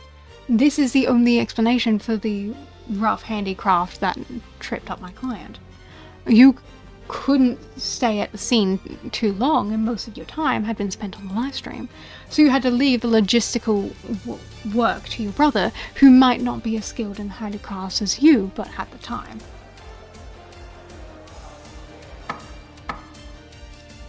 If the witness, Bamboo Deer, is indeed the streamer himself, he could check the private messages sent to Shivery Camel any time, because the defendant's selfie was actually sent to him. So, witness, is what the defense said true? Interesting, but it's not true. It was my brother who registered the account. You can check that on the back end. Since he had always been your supporter behind the scenes, it's not surprising that he did the registration. But you still can't prove who actually was in charge of the account. And the rough handicraft was just a mistake on my part. Anyone can make mistakes. Besides that, I won't say another word. How could you? Shivery Camel had injured his leg during the live stream before. Just need to examine your leg in court, and unless I often fall and get injured while performing the wobbly doll in Han Chinese clothing, my legs are full of scars. Your conclusion may be impressive, but it's difficult to verify. After all, twins have identical appearances and genes. Even if there are subtle differences, it would be challenging to discover them in court. Then, about fingerprints. Are fingerprints of identical twins also the same? Fingerprints indeed develop after birth, so their fingerprints should be different. However, both Pine Camel and Bamboo Deer spent a long time at the scene, so their fingerprints could be found everywhere. Besides, the witness likely cleaned up the scene. It's hard to determine the live streamer's identity based solely on fingerprints. Why? My inference is only one step away from the truth. Whoops. What should I do now? Seems even Chief is at a loss. Is there really no evidence that can clearly identify Shivery Camel? Unfortunately, the court cannot accept baseless claims. Defense, if you have no further questions, I will dismiss the witness.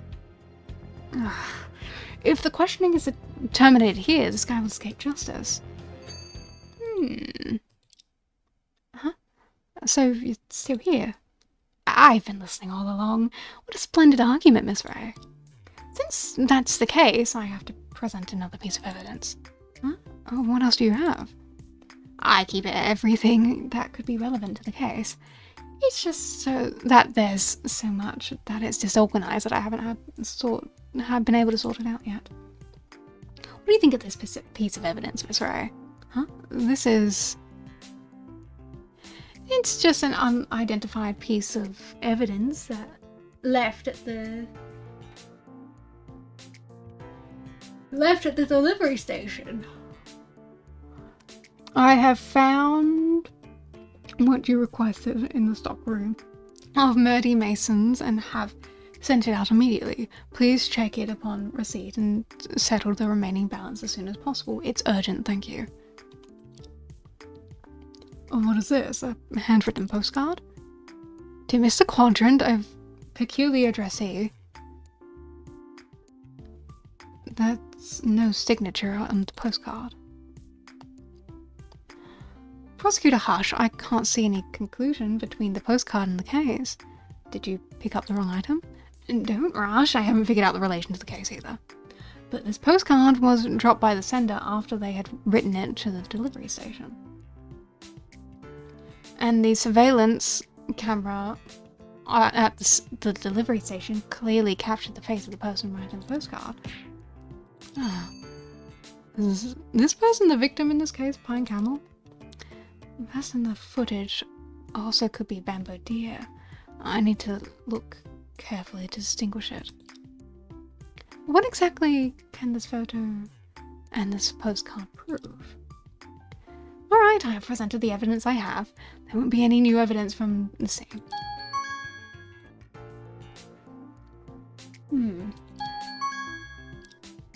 Miss Ray, you seem to be more agile than I am. This question can only be pondered by you. Now, can you use the evidence in your hand to put an end to today's trial? If you're ready, use one piece of evidence you have to give me the answer. Settle this once and for all. Indeed, today's trial has been long enough. Defense, the court will give you one last chance to present evidence.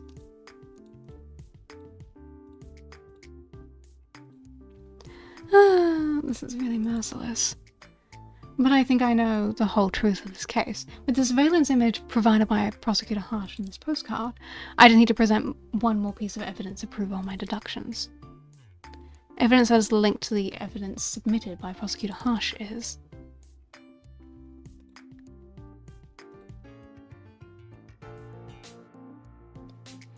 Okay.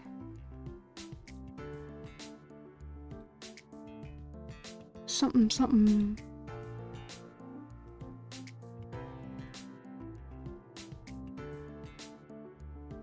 Wait.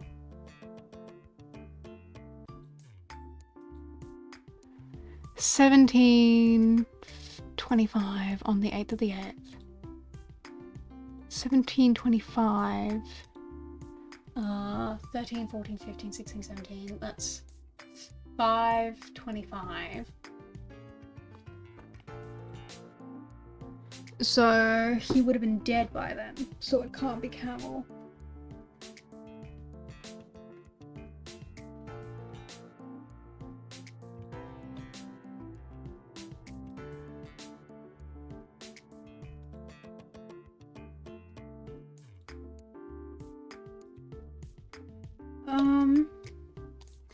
But which evidence do you want me to use?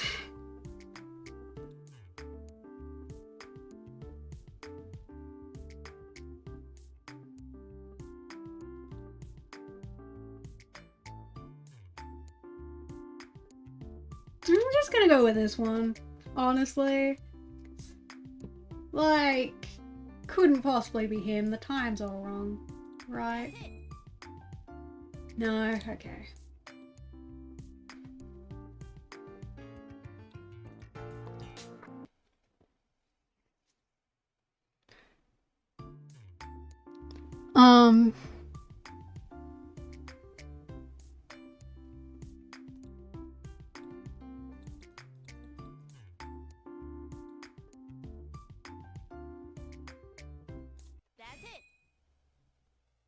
Screenshots from the live video.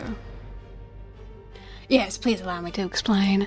First, please take a look at this photo taken at the delivery station. The time shown on the surveillance footage is 17:25:09. If I remember correctly, the previous witness, Orchid Falcon, mentioned that the police arrived at the scene and discovered the body at 5:15, which is consistent with the autopsy report. This means that 10 minutes later, at 5:25, Pine Camel should have already been dead. Therefore, the male figure in this footage can only be the witness, Bamboo Deer, who looks almost identical to him. Very reasonable inference, and then... Next, we just learned that this postcard was handwritten by the sender as the delivery station. Let's put aside for now that the content of the postcard might mean. I believe it may have little relevance to the case.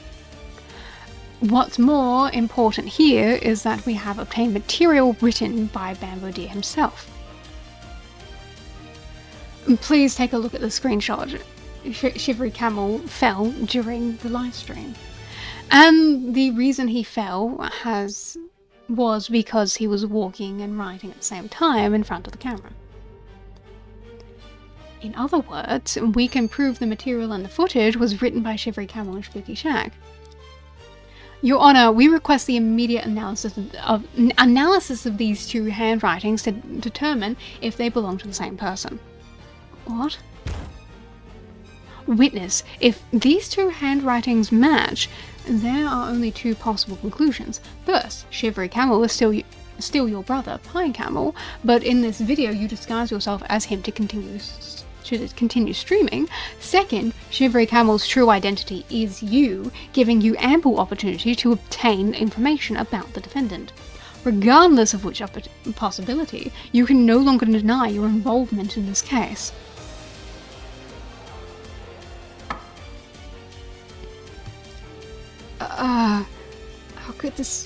How could this have happened? I can't give up yet. Even if you say so. Even if things become ugly, I must fulfill my brother's final will. What? Wow, you became serious. Witness. Listen, I'll only say this once. Thanks to the efforts of this lawyer, your disguises at the crime scene and in the courtroom have been exposed one by one.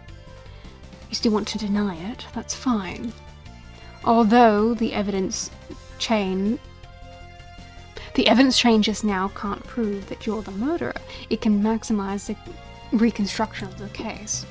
And the police will reinvestigate everything and discover the true cause of Pine Camel's death. Is it really meaningful to you to continue lying? Is this so? It seems I lost the fight. Prosecutor, hush! You just... Sorry, I want to show off a bit. Even I was overwhelmed by his momentum. This showing off is really amazing. Mr. Hush, Ms. Ray, and Your Honor. I've been a bamboo deer. I want to confess to court. Do I still have that right? Finally. You are recognized as a witness by the court, so of course you have the right to speak. Please continue. Thank you. The account, Shivery Camel and Spooky Shack, have been jointly operated by my brother and me. But the person appearing in front of the camera was me. As expected, Shivery Camel was always playing him. The account name was chosen by my brother. Despite my adoption and surname change, I've always been a camel in his heart. On August 8th, we arrived at B2 of Murdy Masons as planned to conduct the live stream. One of the parts involved a white cloth falling in the process, but my brother didn't paste it securely, so it almost goofed. At that moment, to ensure the effect, my brother climbed up the beam of the murder house. He accidentally fell. The table was right below him. What? So he died accidentally? Bro fucked himself over with that one. If what you're saying is true, then this isn't even a murder case. Then why are you hiding so many facts? We find it hard to understand, too. Your actions have caused my client, Plum Swift, to suffer unjust accusation. Involving an innocent novelist was not my intention. I feel deeply sorry. But if my brother's death was due to his own reckless actions, it wouldn't meet conditions for receiving insurance payouts. What? He told me this in his final moments. Ouch. My head. Looks like I messed up. Pine? How could this happen? I'll call an ambulance right away. No, I can feel. Probably won't make it this time. Bamboo, it's okay. The expressive insurance I bought you, the beneficiary is you. Compensation should be quite a lot. Don't say that now. Without you, I don't want any money. Hold on, I'm calling an ambulance. No. Pine, don't be silly. Pine, what are you doing? It's okay. Don't save me. Or we have to spend more money. Remember your illness. With the money, your illness can be cured. Remember, you must stay alive by any means necessary. Otherwise, everything I've done would be in vain. Insurance fraud.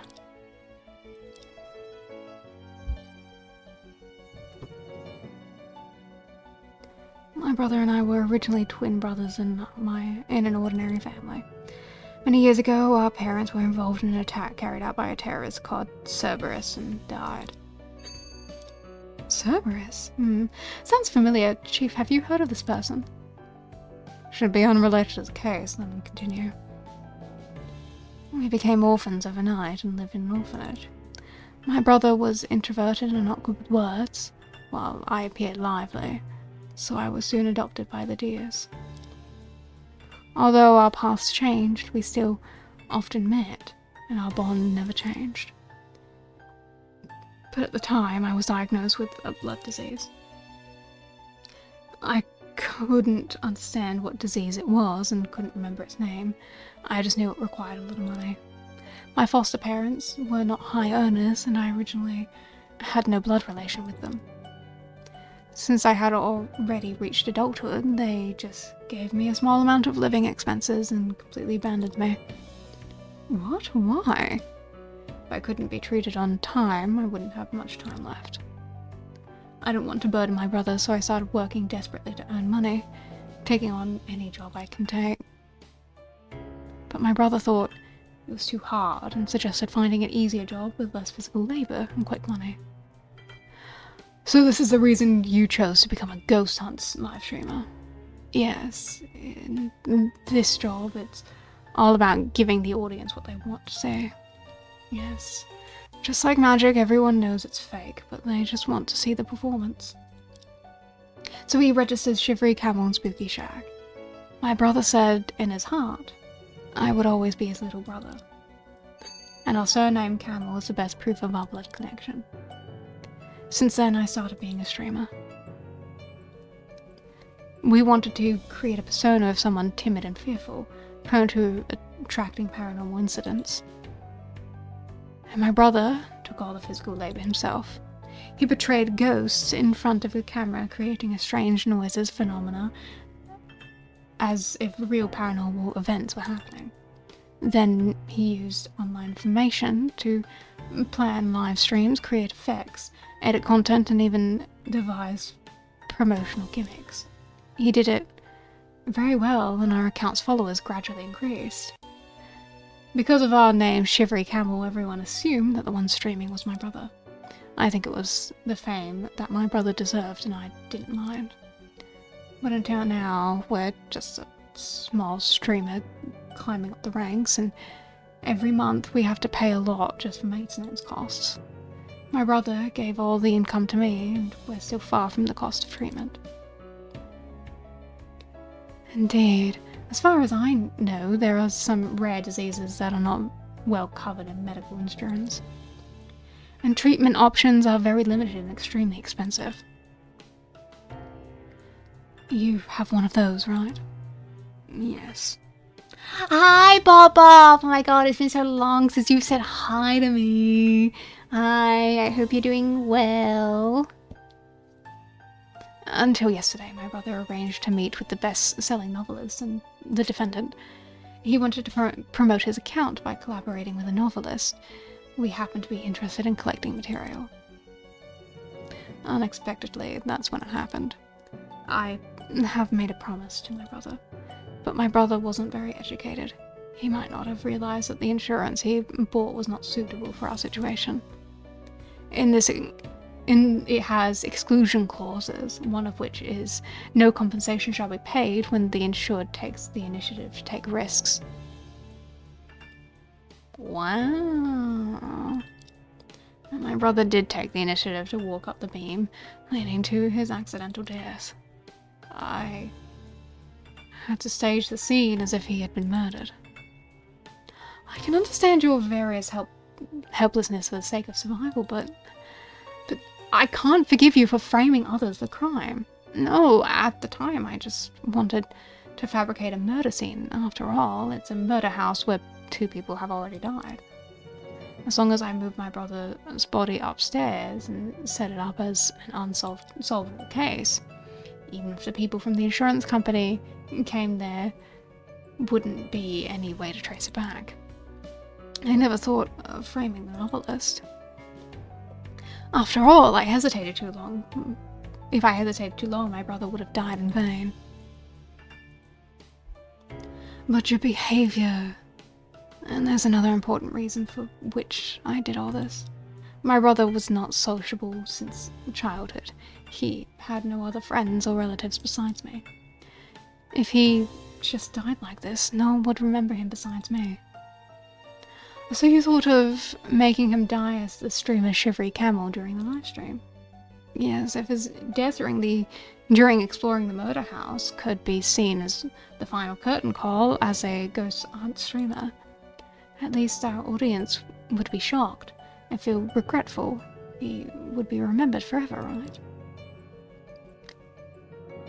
He went so far in pursuing the value of live streaming. This is truly difficult to approve, but I didn't expect that she would send me a selfie that time and come over so quickly. At that time, I had just finished disguising the body and had started a live stream. It would be terrible if she found out. Oh my god, you're going to have a PNG tuber? Aww. Come on, man. VTubing's so cool though. Your model's adorable. But that's really cool. I do think a PNG tuber is like so much easier to manage. Like, VTubing is cool, right? And something maybe one day for me, but that's really sweet of you. Go.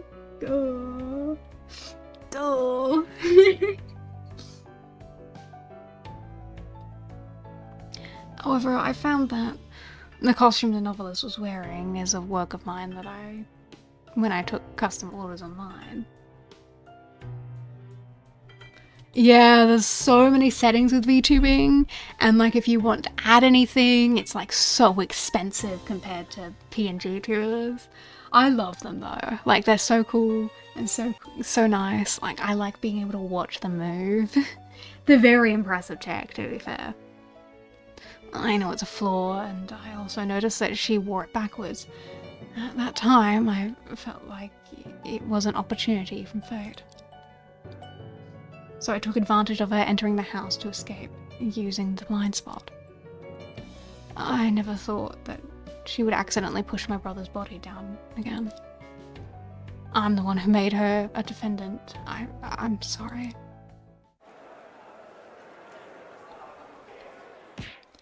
Wow, Plum was on the verge of withering. I can't believe you can still laugh about it. I see.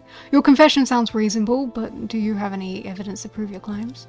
Well, as for evidence, there is indeed a thick beam on the roof of the house, which the police have noticed didn't expect to be relevant to the case. But I immediately texted the police to investigate upon hearing the testimony. Just now, the police have sent me the results. Again, that's too fast. Before the witness's live streaming, this room had been unoccupied for a long time and accumulated a heavy layer of dust. So there are many traces left behind. The investigation's results from the police can basically corroborate the witness's confession. Indeed, whether there was one person or two on the beam, whether it was accidental fall or deliberate push, they can be easily verified as long as there are traces. However, witness, even if you haven't committed murder, you fabricated the scene and provide a false testimony to obtain insurance money. Cannot turn a blind eye to these crimes. Your own trial may not be far off from this one. Be prepared for it. Yes, this is the punishment I deserve. I have no objections. Witness fabricating evidence and providing false testimony indeed meets the criteria for prosecution. Fabricating evidence, perjury, and attempted insurance fraud. With 3 charges combined, serving time in prison is unavoidable. Moreover, if you had thoroughly understood the details of the insurance from the beginning. Whether it's the tragedy of Pine Camel or your illness, they could have been solved in a better way. That's probably a deserved result. After all, the law is the law. No matter how difficult the situation, emotions cannot prevail over the law. Wait, but if that's the case, then what about the witness's illness? Well, if the medical assessment required before the imprisonment is fine, you can still be granted medical parole. Ah, yes, indeed. This is probably the best end for him. Well then, let me summarize today's trial. Miss Ray has a first-time appearance in court. You not only defended the interests of your client, but also uncovered the truth of the case in court, which I must say is quite a splendid performance. Is that so? Thank you for the praise. Now it's time for the verdict of today's case. Oh wait, something seems off. On the surface, I defended the interests of my client and led the case to best outcome. But as the trial began, am I really the one guiding the direction of this courtroom?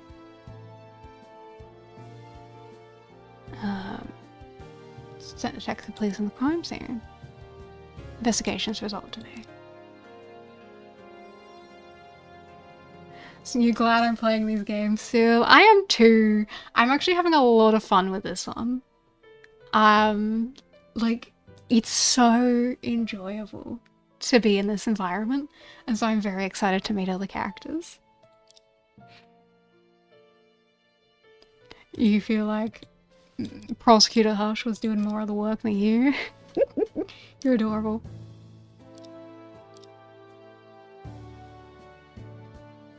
Is this old man really just a rookie who got his qualification half a month ago and keeps getting confused?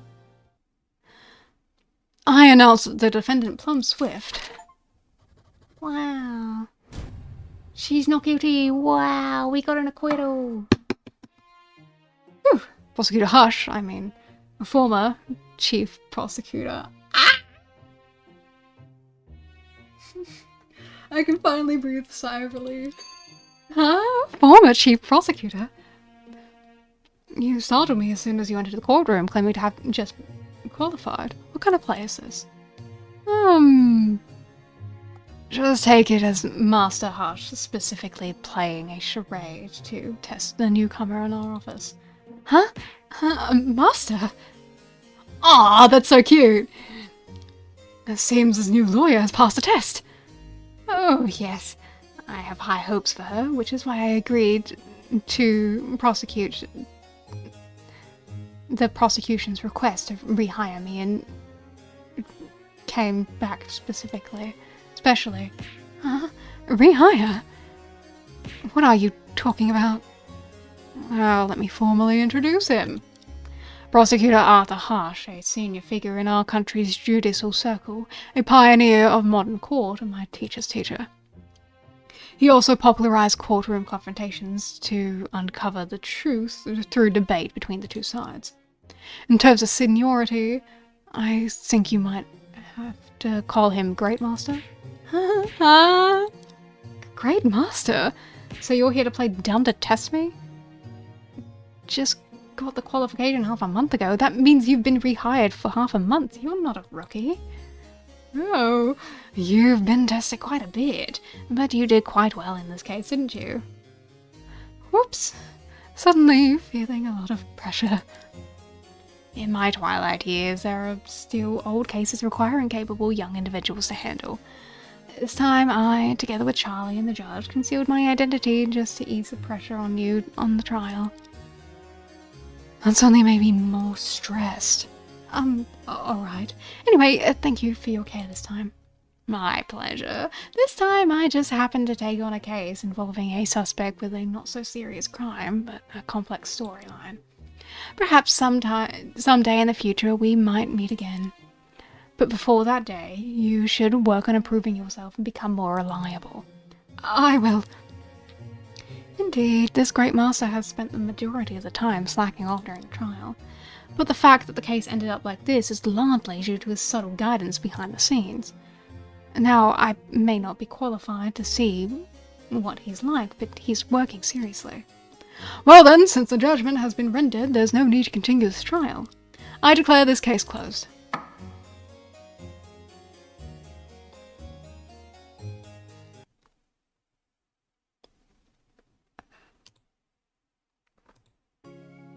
Phew! I never thought that my first time in court as a lawyer would involve so many twists and turns. I'm exhausted. Huh? Where's Chief? Wow, Luna, you're so capable. Thanks for the compliment, although it seems you're the one who made today's trial so tough. Since the outcome is good, I won't say anything about it. Wow, don't take it too seriously. In the whole event, I was just a hapless bystander. Decision made. When I get back, I'm going to incorporate Luna's heroic figure into my next novel, Genius Prosecutor. Huh? Really? Of course! As the nemesis of the protagonist's destiny, an evil and unscrupulous lawyer. Wait, why am I the villain? And the twins, I never thought they had such a tragic, torturous life. It's just too heartbreaking. I really want to write a non-fiction novel about them. Pine Camel and Bambi Camel, who supported each other only to be cruelly teased by fate after enduring hardships. I feel like these sentences are so pale, completely inadequate to convey their bonds. Wow, but there's so many reporters outside covering this case. Even if he can't get his insurance money, he should receive attention from society and receive a large amount of donations. Wait a minute, Plum, your remarks just now contradict the profile information I have. Wow, this trial has already ended. Why are you still trying to find contradictions? Because I want to confirm something. The profile which contradicts your mark is... For what I know, the former name of Bamboo Deer was never exposed, even after the conclusion was of the case. But you just called him Bambi Camel, didn't you? Wow, it was just a slip of the tongue. His name was never even mentioned in court. How could you mistakenly call him that if you didn't know? This can only mean one thing. You have investigated the two brothers in advance, right? What are you talking about? If you knew the true relationship between the two brothers and the real identity of Shivery Camel from the beginning, with your intelligence as a best-selling detective novelist, you must have deduced the truth at the crime scene, right? And that costume, you said it cost a lot. Isn't it too coincidental that you happened to buy it from Bamboo Deer's shop? Were you intending to help them right from the beginning? Wow, it's a nice day today. In that case, you could have immediately pointed to the police in the right direction, and you wouldn't have become a suspect. But if the goal was to help the brothers, you had to become the defendant in the case. Because this way you could involve yourself and draw attention of the entire society. Those reporters outside were brought by you, after all. Bamboo Deer has two goals: to raise funds for his treatment and to have his brother remembered by the public. This way, both of his goals will be achieved under the public's attention. Plum, am I right? Wait, if she can find the information about the two brothers, she must have also been able to find information about Master Hush. Could be that she anticipated that I, who absolutely trust her, and Prosecutor Hush, who is absolutely competent, could have led the case to its current conclusion. Wow, the story you just told really moved me. But what I want is exactly this feeling. I'll use it as material and write it in my next work. Oh, inspiration is flowing in. Well, I'll just take one step first. Hey, Plum? Plum still looks like an unreliable person. Were those things just now facts or my imagination? Even knowing her for so many years, I still can't figure her out. Huh? Chief, you're finally back. Sorry for the wait. I just needed to confirm something. Luna, congratulations on your successful debut in court. what's the term? Rises from the ashes. God, I know a few things about that. Term is not used in that way. Thank you, say Chief. I didn't expect so many twists and turns in this case. I thought it would be simple. He does look rugged and handsome. I'm sure so many people want to kiss his face. That remains yet to be seen, to be honest. At the moment, not my type. Despite the twists and turns, you had many highlights, especially your final argument. It's very impressive. Is that so? Being praised by Chief. But I have a subtle feeling this case is probably far from as simple as it seems. I feel the same. There's still an intriguing mystery yet to be unraveled. It's the unsent postcard, right? There are many things on it that we still don't understand.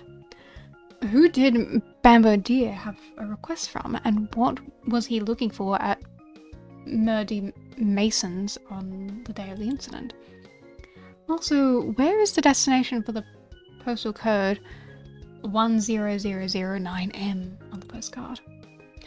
Postal codes ending in capital letters are often linked to classified organizations and are hard to access through regular means.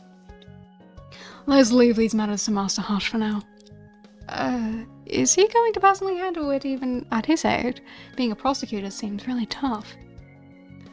That's just a style. Anyway, since we finally won the case, what would you like to do, Luna? As a reward for your first victory as a newcomer to the office, I'll treat you to something. Really? Then I want to go for a hair spa. A hair spa? Yes, let's go! I haven't done a spa for almost a month. My hair feels dry. It's so annoying. Oh, I guess I can skip that.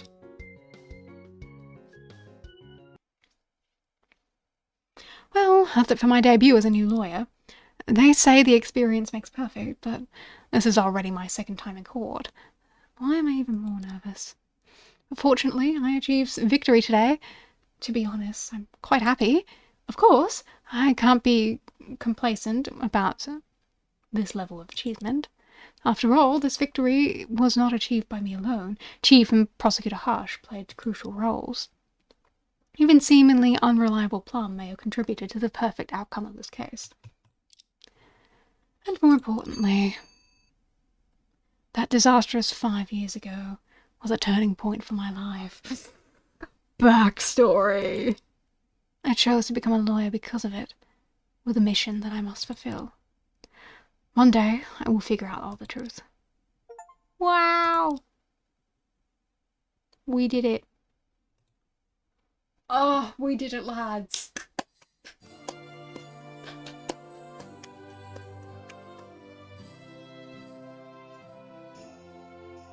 Oh. Oh, we did it. We did it. We did it. That's exciting. That's very exciting. Oh my goodness. Oh. Bye game. Ugh. But you know what? I'm starving. I'm really hungry now.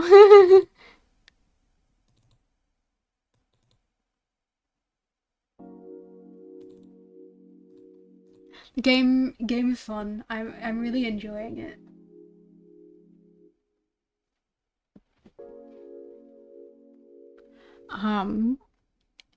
It's going great.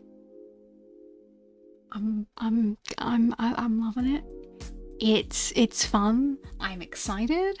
God, I miss this shit. This shit's going good. Sorry. I just wanted to close the game. Go!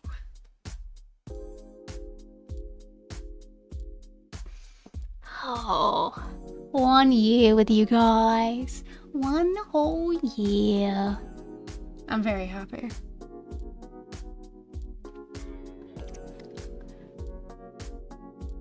I'm very happy, and I'm sorry, it's so hard to fucking think while I'm fucking starving. god, I ate a punnet of strawberries and it did nothing. It did nothing. I need to put food in me right now. Oh, I'm gonna go cook something for my lunch. But thank you all so much for hanging out with me. Especially on my 1 year anniversary. It's so exciting and I'm so happy. So happy that I get to hang out with all of you for so long. That we get to do so much.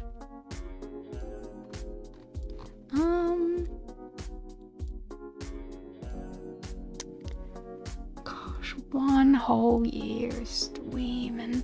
1 whole year streaming. Here's to another year. We'll do another year. We'll do more. We'll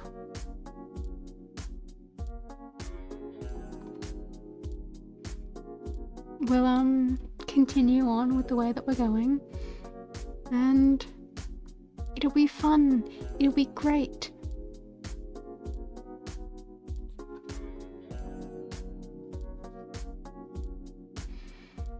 We're gonna raid someone new today.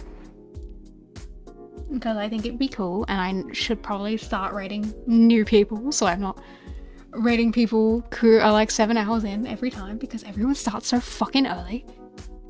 Because they're in a different time zone. Oh my god. It's really annoying. But, yeah. Yeah, stream was good. Ugh, I need to eat food now.